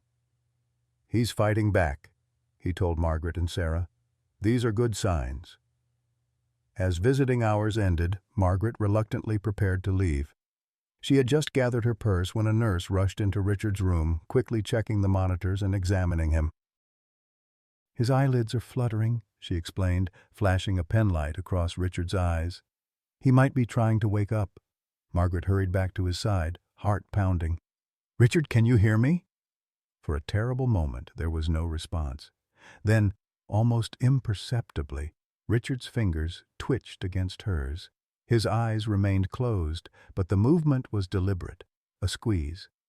"He can hear you," the nurse confirmed, checking his vital signs. "This is excellent progress. Keep talking to him." For the next hour, Margaret spoke continuously about their home, about Sarah's presence, about the springtime garden she would plant once he was well enough to sit on the porch and supervise. She carefully avoided mentioning the letter or the bullet, saving those conversations for when he could fully participate. As night fell, Bill Thompson returned to the hospital, bearing a small, worn Bible. "Thought Richard might want this nearby," he said, placing it on the bedside table. "It's the one he carried in country. Had it in my footlocker all these years. He gave it to me for safekeeping before that mission to the village. Said if anything happened to him, he wanted his folks to have it." Margaret examined the small book, its pages yellowed and cover faded. "He never mentioned this." Bill shrugged. "Lot of things we didn't mention after coming home." He looked at Richard's unconscious form. "4 of us made a pact that day. Now I'm the only one left who knows the whole truth." "Not anymore," Margaret said softly, explaining about the letter. "I know what happened with Lieutenant Harris."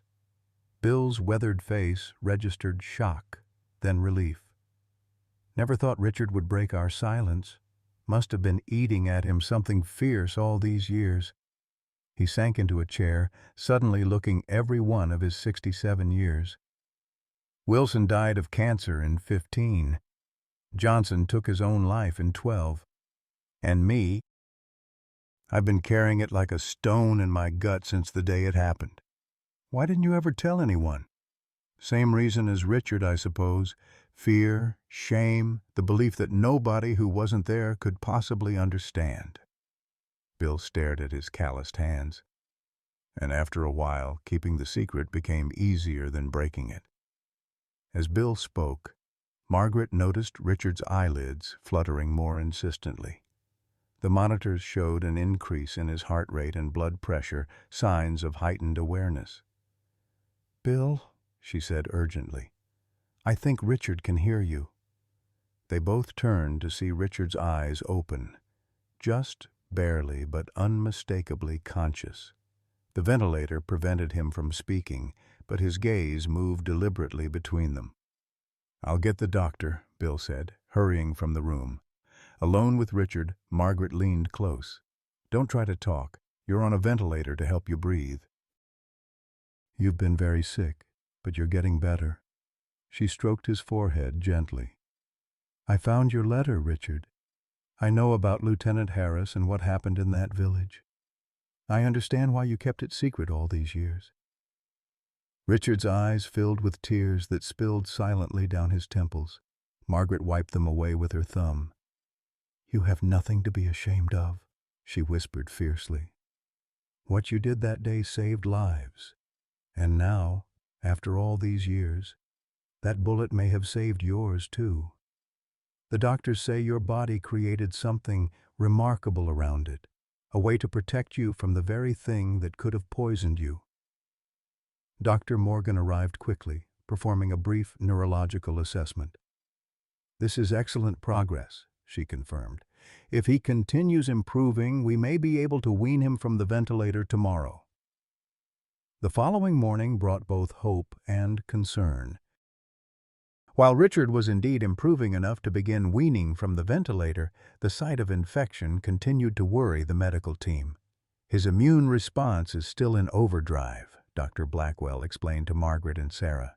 "It's as if his body doesn't know how to stop fighting, now that the foreign object is gone.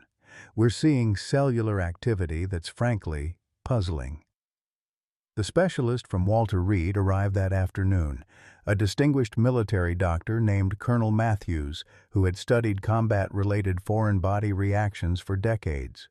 After examining Richard and reviewing his file, he met with the family and medical team. "What we're seeing with Mr. Bennett is actually something I've documented in a handful of cases, all veterans with long-term embedded fragments," he explained. "The body creates what we call a hyper-specialized microenvironment around the foreign object. When that environment is disrupted, it can trigger a cascade of immunological events that the body isn't prepared to regulate." "Is there a treatment?" Sarah asked. "We're developing protocols based on the limited cases we've seen. I've brought specialized immunomodulators that might help calm the response without compromising his ability to fight the infection." Colonel Matthews looked at Margaret. "With your permission, I'd like to add these to his treatment regimen." "Will it help him?" she asked simply. "I believe it will. We've seen promising results in similar cases." "Then do it." Despite the new treatments, Richard's condition worsened that night. His fever spiked again, and the infection seemed to spread further, creating an angry red web beneath his skin that extended from the surgical site across his back. "We may need to take him back for another debridement," Dr. Morgan told Margaret grimly. "The tissue isn't responding as we'd hoped." In the ICU waiting room, Margaret found herself surrounded by unexpected support. Bill had returned with 2 other veterans from their local VFW post. Sarah had called in a colleague from Chicago who specialized in rare infections. Even Emma and Jessica had sent a hand-drawn card, Emma's childish scrawl reading, "Get better soon, Grandpa Spiderback." The night stretched endlessly, punctuated by urgent medical conversations and the constant beeping of monitors. Around 2 a.m., an alarm sounded from Richard's room, sending medical staff running. Margaret and Sarah watched through the glass as doctors and nurses worked frantically over Richard's still form. "His blood pressure's crashing," Sarah whispered, reading the monitors from outside. "They're starting pressors." Margaret felt her knees buckle and Bill caught her arm, steadying her. "Don't you give up on him now," he said gruffly. Richard Bennett didn't survive Fallujah to be taken down by some infection. For nearly an hour, the medical team fought to stabilize Richard. When Dr. Morgan finally emerged, her scrubs damp with sweat, her face showed the strain of the battle they'd just waged. "We've stabilized him for now," she said, her voice hoarse with fatigue. "But I won't lie to you, it was close. His body is under tremendous stress. The infection is aggressive, and his organs are showing signs of strain." "What are his chances?" Margaret asked, her voice barely audible. Dr. Morgan's professional demeanor slipped, revealing the compassionate woman beneath. "I don't know, Mrs. Bennet. He's fighting hard, but—" She didn't need to finish the sentence. Margaret nodded, understanding all too well what wasn't being said. She turned to Sarah, who stood pale and composed, her doctor's knowledge allowing her no comfortable illusions. "I need to see him," Margaret said. Dr. Morgan nodded. "Of course. You can stay as long as you need to now." In the hushed dimness of the ICU room, Margaret sat beside her husband, holding his hand, watching the rise and fall of his chest, movements now dependent on machines.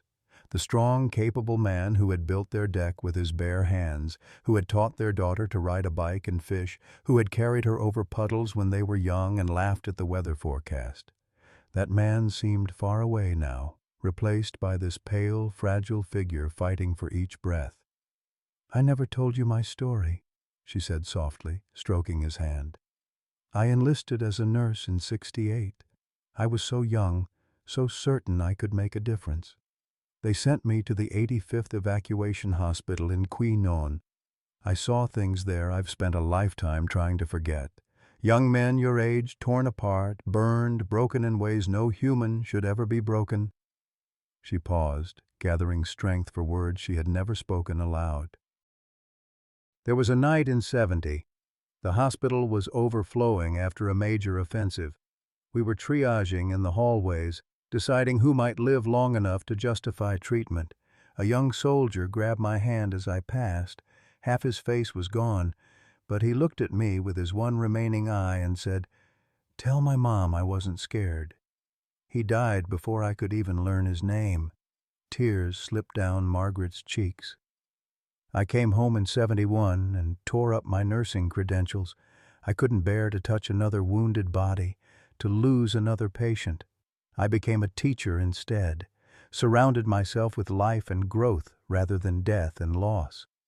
She squeezed Richard's hand. "We've both been carrying pieces of those wars inside us all these years, hiding them from each other, thinking we were protecting each other. What a waste, Richard. What a terrible waste of truth." The monitors beeped steadily in the background, the only response to her confession.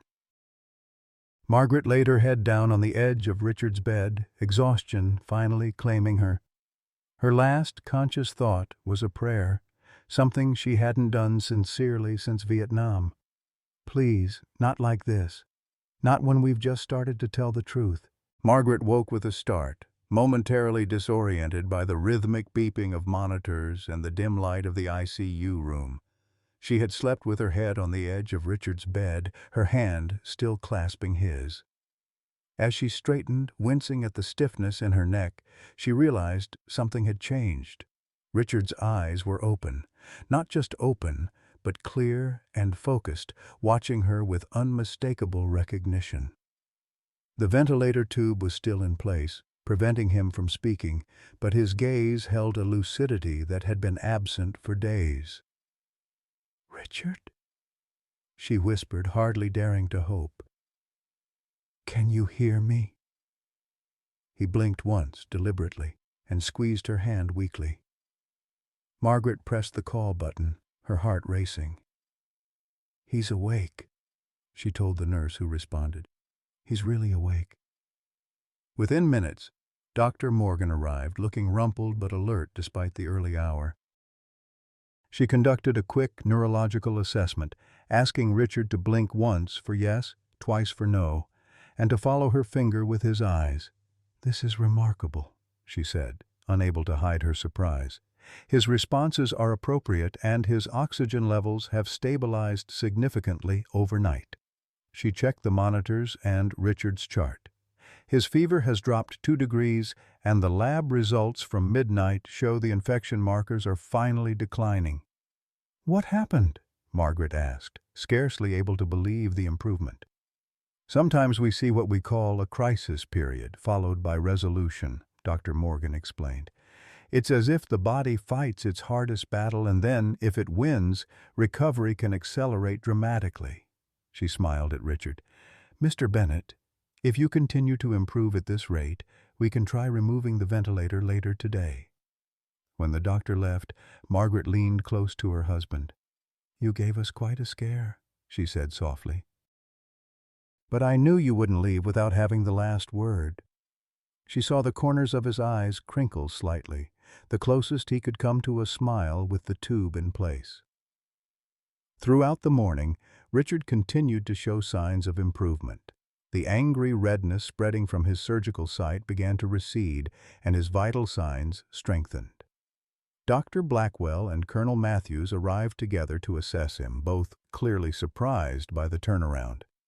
"His immune system seems to have finally recalibrated," Colonel Matthews observed. "The immunomodulators are working better than I expected." By afternoon, they were ready to attempt removing the ventilator. Sarah had joined her mother, both of them watching anxiously as the respiratory therapist prepared Richard for the procedure. "This may be uncomfortable," the therapist warned him. "But try to stay calm and let your body remember how to breathe on its own." Richard nodded slightly, his eyes fixed on Margaret as they removed the tape securing the tube and began the extraction process. He gagged and coughed as the tube came out, his face contorting with discomfort. "Easy," the therapist coached. "Small, regular breaths." Richard's first unassisted breaths were ragged, but gradually settled into a more normal rhythm. The oxygen mask placed over his nose and mouth fogged steadily with each exhale. "Water," he rasped, his voice barely audible after days of intubation. Margaret held a small cup with a straw to his lips, allowing him just enough to moisten his parched throat. "Better?" she asked. He nodded weakly. "You're here," he whispered. "Where else would I be?" she replied, smiling through tears. "I heard you," he said, each word an effort. "Talking to me about Vietnam, about being a nurse." Margaret nodded, her throat tight with emotion. "I should have told you years ago. We both had our secrets." He closed his eyes briefly, gathering strength. "You read my letter?" "Yes, I understand now, Richard. All of it." A shadow crossed his face. "I was a coward. Should have told the truth back then." "You were protecting your men," she said firmly. "And you were protecting civilians. That's not cowardice." Sarah stepped closer, taking her father's other hand. "Dad, the doctors told us something amazing about your recovery. That bullet that's been in your back all these years, your body actually created a specialized structure around it. Instead of just walling it off with scar tissue, your immune system developed a complex mechanism to filter the toxins from the metal. It's being studied as a unique physiological adaptation." Richard's eyebrows rose slightly. "My body was using the bullet?" "In a way, yes," Sarah confirmed. "The infection happened because when they removed it, your system went into shock. It had adapted to the presence of the foreign object so completely that its absence created a dangerous imbalance." "Kind of poetic," Richard murmured. "Body learning to live with something that should have killed it." "Colonel Matthews from Walter Reed is here studying your case," Margaret added. "He says it could help other veterans with embedded shrapnel." A flicker of interest crossed Richard's face. "Matthews? James Matthews?" "I believe that's his first name. Yes." "Do you know him?" Richard's expression became unreadable. "Not directly, but I knew of him. He investigated some incidents during the war." Before Margaret could ask more questions, a nurse entered to check Richard's vitals and adjust his medications. "You're doing remarkably well, Mr. Bennett," she said cheerfully. "But you need to rest now. Try not to talk too much." Richard nodded, but his eyes sought Margaret's with an urgency that belied his weakened state. "Later," he whispered. "Need to tell you something." "I'll be right here," she promised. "Rest now." As Richard drifted into a natural sleep, Sarah pulled her mother into the hallway. "This is incredible progress," she said, "but he's still very weak. The infection did significant damage to the surrounding tissue. His recovery will take time." "But he will recover?" Margaret needed the reassurance, even from her daughter. "It looks that way," Sarah said cautiously. "His response to the immunomodulators has been exceptional. Colonel Matthews says he's only seen this kind of turnaround in a handful of cases. Speaking of Colonel Matthews, your father seemed to recognize his name. He said Matthews investigated incidents during the war." Sarah's expression grew thoughtful. "That makes sense. I did some research last night. James Matthews led several high-profile investigations into alleged war crimes and cover-ups in Iraq. He's known for being thorough but fair and for protecting whistleblowers. Do you think that's why he's so interested in Dad's case, not just the medical aspects?" Sarah shrugged. "It's possible. The military community is small. If Dad was involved in an incident Matthews investigated—" Their speculation was interrupted by the arrival of Bill Thompson, who had brought another visitor, an older man in a well-worn suit who introduced himself as Robert Wilson. "Wilson?" Margaret repeated. "Any relation to Dave Wilson, who served with Richard?" The man nodded gravely. "His brother, Bill, called me when Richard took a turn for the worse. I drove up from Ohio. Dave told me some things before he died, things about what happened near Fallujah." He looked around the hospital corridor. "Is there somewhere we can talk privately?" They found an empty family consultation room, where Wilson pulled out a worn manila envelope. "My brother sent me this about a year before his cancer diagnosis. Said if anything happened to him, I should hold on to it until the time was right." He placed the envelope on the table. "When Bill called about Richard and mentioned a Colonel Matthews was here, I knew it was time." Margaret opened the envelope with trembling fingers. Inside was a handwritten statement signed by Dave Wilson, detailing the events in the Iraqi village, corroborating exactly what Richard had written in his letter. There were also several photographs showing a younger Richard, Bill, Dave Wilson, and another man, presumably Carl Johnson, standing together near a military vehicle. "Dave said Richard saved those villagers' lives that day," Wilson said quietly. "Took a bullet stopping Harris from committing a massacre. Then they were all ordered to keep quiet about it, told it would harm the war effort, damage morale, make their sacrifices meaningless." Bill nodded somberly. "The official report said Harris died heroically, killed by insurgent fire while protecting civilians.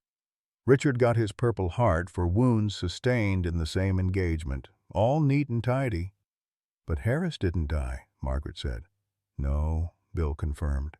"He was quietly transferred out, given an honorable discharge, and last I heard he was working for a private security firm. Meanwhile, the four of us carried the truth like a weight around our necks." He looked at Wilson. "Dave's cancer. Do you think it was connected to what Richard's going through?" Wilson sighed heavily. "Don't know for sure. Dave had a piece of shrapnel in his leg from that same day. Never bothered him until suddenly it did. By the time they figured out what was happening, the cancer had spread everywhere." Margaret felt a chill. "And Johnson, the fourth man?" Bill's face darkened. "Carl was never the same after Iraq. Nightmares, drinking, couldn't hold a job. He left a note before he shot himself. Said he couldn't live with the memories anymore, not just of what Harris almost did, but of all the things they saw over there." Sarah had been listening intently. "So, all four men from this incident have suffered unusual medical conditions potentially linked to embedded shrapnel?" "Seems that way," Bill acknowledged. "I've got a piece in my shoulder from an IED 2 weeks before the village incident. Doctors wanted to remove it a few years back when I started having strange symptoms, but after seeing what happened to Dave and now Richard, I've been reluctant." "You should speak with Colonel Matthews," Sarah suggested. "His research might help you, too." Wilson tapped the envelope. "That's why I brought this. Dave wanted the truth to come out eventually, but was afraid of the consequences while he was alive. Now that Richard survived and Matthews is involved, maybe it's finally time. Margaret was torn.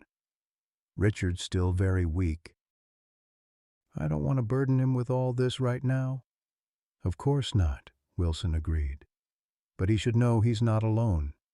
That Dave documented everything, that there's corroboration for his account, and that Harris is still out there, Bill added grimly, living free while the rest of us have been dying from the secrets we kept. Later that afternoon, Colonel Matthews found Margaret in the ICU waiting room.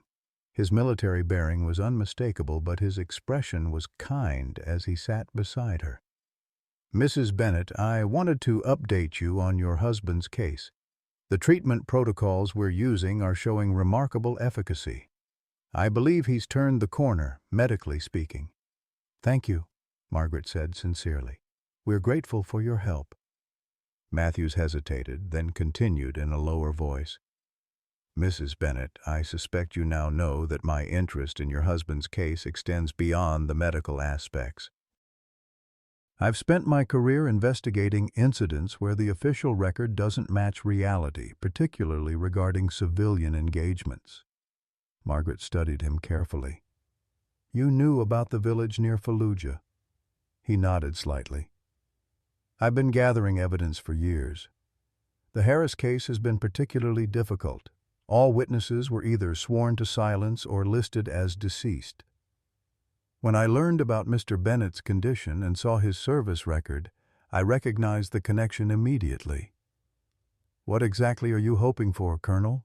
Margaret asked directly. Justice, Mrs. Bennett. For the Iraqi civilians who were wounded, for the soldiers who have carried this burden, and for the historical record. He leaned forward earnestly. There's still time to correct this injustice. Harris is alive and well, having faced no consequences for his actions, while men like your husband have suffered in silence. Richard has been through enough, Margaret said protectively. I won't have you using him for some military vendetta. Not a vendetta, Matthews corrected gently. A reckoning, and it would be entirely his choice whether to participate. He handed her his card. Please, just let him know I'm available when he's ready to talk. The statute of limitations hasn't expired on this matter, and I have the authority to protect him from any repercussions. Margaret took the card reluctantly. I'll tell him, but I won't pressure him. His recovery comes first. Of course, Matthews agreed, rising to leave. Though, in my experience, sometimes the truth itself can be healing. When Margaret returned to Richard's room, she found him awake and looking stronger. The oxygen mask had been replaced with a nasal cannula, and he was sitting up slightly against the pillows. His face brightened when he saw her. There you are, he said, his voice still raspy but stronger than before. Doctors say I'm improving. Might move me out of ICU tomorrow if I keep it up. That's wonderful news. She took her customary seat beside him, taking his hand in hers. Richard, there's something I need to tell you. Bill is here, and he brought Robert Wilson, Dave's brother. Richard's expression sobered. Dave's brother? Why? Dave left documentation about what happened in that village. A written statement, photographs. He wanted the truth to be known after he was gone. She paused, watching his reaction. And Colonel Matthews, he's been investigating the incident for years. He knows about Harris. A complex series of emotions crossed Richard's face. Surprise, fear, and finally, a sort of weary resolution. So, it's all coming out now, he murmured. After all these years. Only if you want it to, Margaret assured him. No one will force you to revisit this. Richard was silent for a long moment, staring at the ceiling. I've dreamed about that day at least once a week for 20 years, he finally said, seeing Harris raise his weapon toward those villagers, feeling the impact of the bullet, watching them create the lie that became the official story. He turned to look at Margaret. Maybe it's time the nightmares stopped. What are you saying? I'm saying, Richard replied with quiet determination, that when I'm stronger, I want to talk to Matthews. I want to tell him everything I remember, for Dave, for Carl, for those villagers, and for myself. Margaret squeezed his hand. Whatever you decide, I'm with you. I know. He managed a small smile. No more secrets between us, Maggie. It's taken a bullet working its way out of my back after 20 years, but I think I'm finally ready to let go of the past. Both of us, she agreed. Both of our wars. As evening fell, bringing with it the hushed rhythms of the hospital night shift, Margaret sat beside her husband, watching him sleep peacefully for the first time since his surgery. The letter from his hidden box lay on her lap, its pages now familiar to her touch. Beside it was Dave Wilson's statement, the two accounts mirroring each other across time and distance, fragments of truth finally pieced together into a whole. Outside in the corridor, she could hear Sarah speaking quietly with Colonel Matthews and Bill Thompson, their voices a low murmur of planning and possibility. Whatever came next, whether justice, redemption, or simply release from long-held secrets, they would face it together, without the walls of silence that had separated them for so long. The mole on Richard's back had been more than a medical anomaly. It had been the physical manifestation of a truth his body could no longer contain, a foreign object that had finally found its way to the surface, demanding to be acknowledged. In its emergence, frightening as it had been, lay the promise of a deeper healing than either of them had thought possible. 6 months later, Richard Bennett sat on his front porch, watching the late June sunlight filter through the maple leaves. His recovery had been slow but steady. 2 weeks in the hospital, another month in rehabilitation, and then the gradual return to something resembling normal life. The surgical scar on his back had healed into a puckered reminder, no longer painful, but impossible to forget. Margaret emerged from the house carrying 2 glasses of iced tea, the lemon slices bobbing among the ice cubes. She handed one to Richard and settled into the wicker chair beside him, their evening ritual since the weather had turned warm. "Sarah called," she said, taking a sip from her glass. "She's presenting the case study next week at the medical conference in Chicago, says there's been enormous interest from veterans' health researchers." Richard nodded, a hint of pride crossing his weathered face.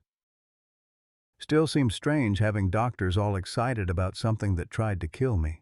Something that protected you for 20 years, then tried to kill you," Margaret corrected gently. "That's what makes it so remarkable." Indeed, Richard's case had become something of a medical sensation in certain circles. The way his body had constructed an elaborate biological filtration system around the foreign object was being studied as a potential key to understanding long-term responses to embedded shrapnel, knowledge that could help thousands of veterans who, like Richard, carried pieces of war within their bodies. "Bill called too," Margaret continued. "Says the VA finally approved his disability claim. Your testimony made the difference." Richard smiled, genuine pleasure lightening his features. About time they recognized what those exposures did to his lungs. Only took 20 years. The months of recovery had transformed more than just Richard's physical health. After Margaret had shared her own Vietnam experiences, the field hospital in Quy Nhon, the wounded soldiers and civilians she had treated, her reasons for abandoning nursing, something had unlocked between them. Conversations that had been impossible for decades now flowed easily, the shared understanding of what they had both witnessed creating a deeper connection than either had thought possible after so many years. Richard had made 2 difficult but liberating decisions during his convalescence. First, he had provided Colonel Matthews with a full statement about the incident near Fallujah, corroborating the accounts from Dave Wilson's documents and Bill Thompson's testimony. The resulting investigation had been conducted quietly but thoroughly, ultimately leading to Harris being called to account for his actions. There had been no public trial. The military preferred to handle such matters internally, but the official record had been amended, and Richard's Purple Heart had been reissued with a citation that, while carefully worded, acknowledged his actions in preventing civilian casualties during a complex engagement. His second decision had been harder, reaching out to Sarah with the complete story, including both the physical and moral wounds he had carried throughout her childhood. Their relationship, always loving but sometimes distant, had deepened through his vulnerability and her compassionate understanding. "I've been thinking," Richard said now, looking out over their modest front yard where daylilies nodded in the gentle breeze. "About that trip we always talked about." Margaret raised an eyebrow. "Which one?" "We've talked about a lot of trips we never took."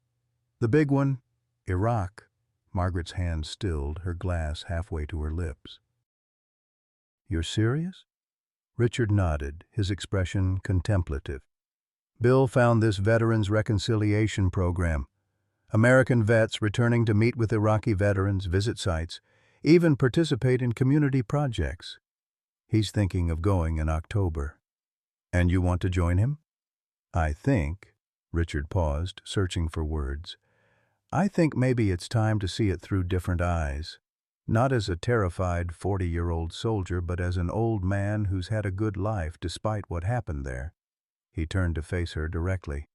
"But I'd only go if you came too, to see the places you were, maybe to close that circle together."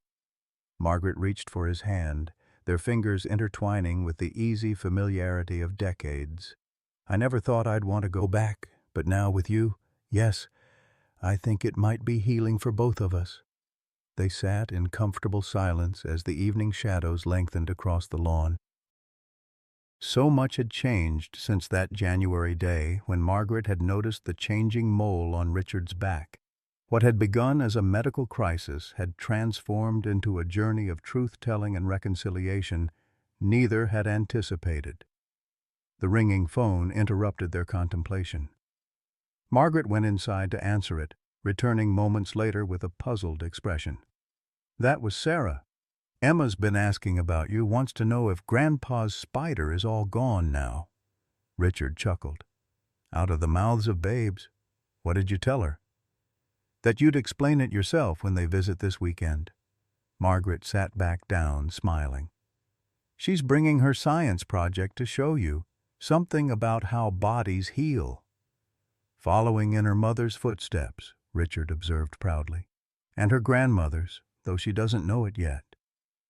Their conversation drifted to plans for the weekend visit, the garden that needed weeding, the neighborhood potluck scheduled for the 4th of July. Normal, everyday topics that grounded them in the present rather than the past that had so recently consumed them. As dusk settled over the neighborhood, Richard reached for Margaret's hand again. "You know what I realized in the hospital when I wasn't sure I'd make it?" he asked quietly. "What's that?"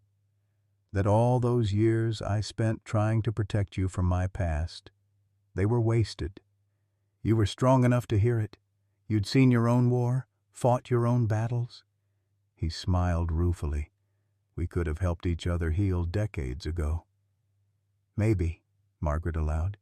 "But we weren't ready then. It took that spider-like growth on your back to force us both into honesty." "That's a hell of a way to start communicating after 46 years of marriage," Richard said dryly. "Better late than never," Margaret replied, squeezing his hand. "And we still have time." The following morning brought a clear blue sky and the promise of summer heat. Richard woke early, a habit from his construction days that even retirement and illness hadn't broken. He made coffee and carried 2 mugs out to the porch where he found Margaret already sitting, watching the neighborhood come to life. "You're up early," he observed, handing her a mug. "Couldn't sleep," she admitted, "thinking about Sarah and Emma coming. It's been months since we've seen them." Richard settled into his chair with a slight wince. His back still protested certain movements. "Emma probably won't recognize me without all the hospital equipment." "She'll recognize you," Margaret assured him. "She's been drawing pictures of Grandpa fighting the spider. Sarah says her kindergarten teacher was quite concerned until she explained it was a medical issue." They shared a laugh, the kind of easy moment that had become more frequent in recent months. The barriers between them had fallen away, replaced by a companionship deeper than what they had known before. Their conversations ranged wider, touching on memories they had previously kept to themselves. Richard's early days in construction, Margaret's first classroom of students, the friends they had made and lost over the years. "Dr. Morgan called yesterday while you were at physical therapy," Margaret mentioned, sipping her coffee. "The research paper on your case has been accepted for publication in a major medical journal. They've anonymized all the details, of course, but she wanted you to know." Richard nodded thoughtfully. "Good. If it helps some other veteran understand what's happening to them, it's worth being a medical curiosity." She also mentioned that Colonel Matthews wants to meet with you again. Something about additional documentation they've uncovered about that day. A shadow crossed Richard's face briefly, then cleared. "I'll call him. I want to know everything they've found, even the hard parts."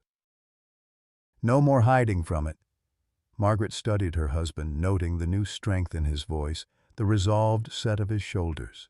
The physical ordeal had taken its toll. He was thinner, moved more carefully, tired more quickly.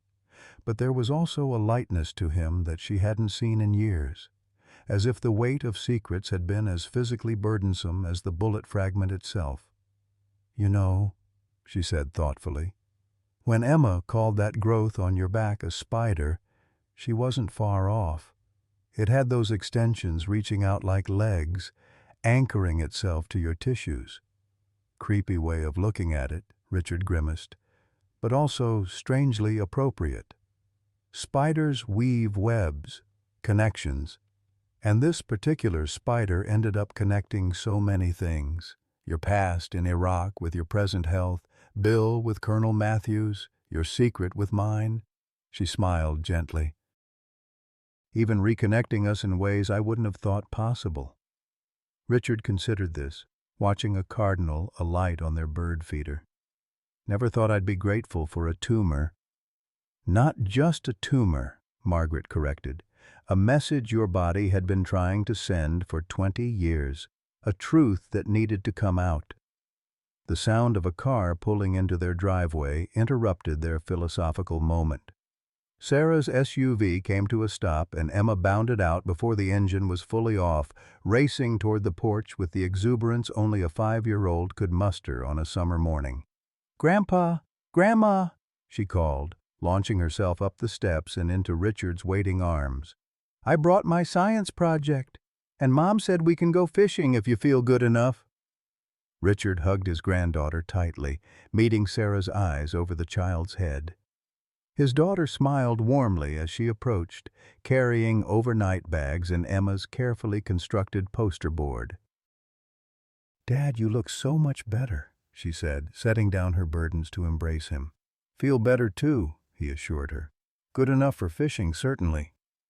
As they moved inside, Emma chattering excitedly about her science project on how bodies fix boo-boos, Richard felt a profound sense of rightness wash over him. This was what he had fought for all those years ago in that dusty Iraqi village, the chance for families to live in peace, for children to grow up safe and loved. He hadn't been able to save everyone that day, but in preventing a massacre, he had held true to the fundamental values that still guided him as a father and grandfather. Later that afternoon, as promised, Richard took Emma fishing at the small lake near their home. Sarah and Margaret joined them, bringing a picnic basket and folding chairs. As Richard showed Emma how to bait her hook, a skill he had taught Sarah at the same age, he found himself telling stories about his own childhood fishing trips with his father. "Your great-grandpa was a man of few words," he told Emma, "but he knew every fish in every lake for miles around. He could tell you exactly where they'd be hiding and what they'd be biting on." "Like you can, Grandpa," Emma said admiringly. Richard smiled, touched by her confidence in his abilities. "I learned from the best." As the afternoon progressed, Richard found himself sharing more stories, not just about fishing, but about his life, carefully edited for a 5-year-old's ears, but more open than he had ever been. Sarah listened attentively, clearly recognizing the shift in her father's willingness to talk about his past. When Emma ran off to examine a frog by the water's edge, Sarah turned to her father. "It's good to hear these stories, Dad." "I always felt like there were parts of you I wasn't allowed to know." "There were," he acknowledged. "I thought I was protecting you. I know that now, and I understand why." She watched her daughter crouched by the water. "But I'm glad Emma will know you differently." That evening, after Emma had been tucked into bed with a story about brave soldiers who protected people, Richard's gentle way of introducing his military service to his granddaughter, the adults gathered on the porch with glasses of wine. The summer night wrapped around them, fireflies beginning their illuminated dance across the lawn. "To healing," Sarah proposed, raising her glass. "In all its forms." They clinked glasses solemnly, each reflecting on the journey of the past 6 months. The medical crisis that had nearly taken Richard's life had instead given all of them, a new way of living. The growth on his back, frightening as it had forced to the surface truths that had been buried for decades. "You know," Margaret said thoughtfully, "in all my years of nursing and teaching, I never fully understood how physical and emotional healing are connected. But watching what you've gone through, Richard, how facing the truth about Iraq has been as important to your recovery as the surgery itself, it's remarkable." Richard nodded, gazing out at the fireflies. "That bullet was poisoning me twice, once with its metal and once with the secret attached to it." He smiled slightly. "Turns out you can't heal one without addressing the other." As night deepened around them, the conversation turned to the future.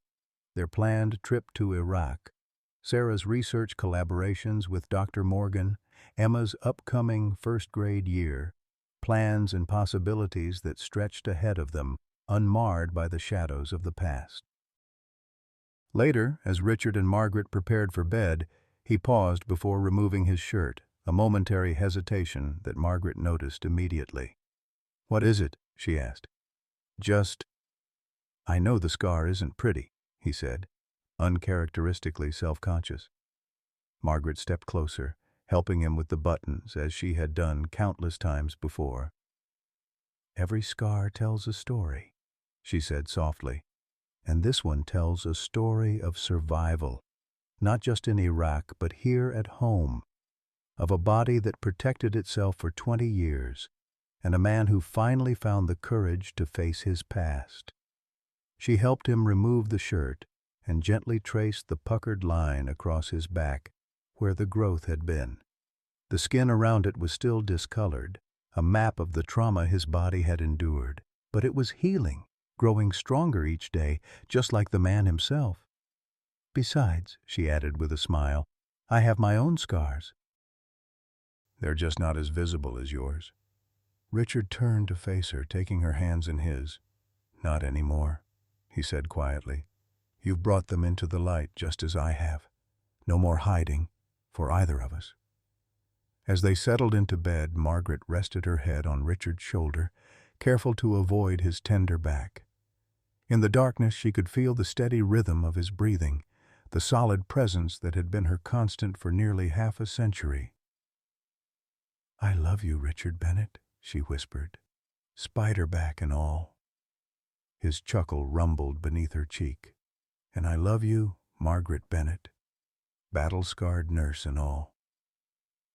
In that moment, as sleep began to claim them, the distance between Iraq and Vietnam, between young soldiers and aging retirees, between secrets kept and truths revealed, seemed to collapse. They were simply two people who had found their way through the labyrinth of memory and pain to a place where healing, real, complete healing, was finally possible. The mole on Richard's back had been more than a medical anomaly. It had been a messenger, forcing to the surface what had been buried too long. In its strange, spider-like form, it had spun new connections between past and present, between wounds and healing, between two people who had loved each other for decades but were only now truly seeing each other whole. Richard and Margaret's story reminds us that it's never too late to heal old wounds and share our deepest truths. For nearly 50 years, they carried separate burdens from their military service. He, with a bullet fragment physically embedded in his body, she, with memories of being a battlefield nurse, each protecting the other from pain through silence. It took a medical crisis at age 65 to finally bring their hidden pasts to light, allowing them to truly see each other completely for the first time. Their journey shows us that the secrets we think protect us often become the walls that separate us from those we love most. Whether you served in Vietnam or Iraq, lived through those turbulent times, or carry your own unspoken stories, remember that sharing your truth can be the most powerful medicine of all. The courage to be vulnerable, even after decades of silence, can open doors to deeper connection and unexpected healing. Have you ever discovered that something you kept hidden for years was actually longing to be shared? Or have you experienced the relief of finally telling your complete truth to someone you love? We'd love to hear your stories in the comments below.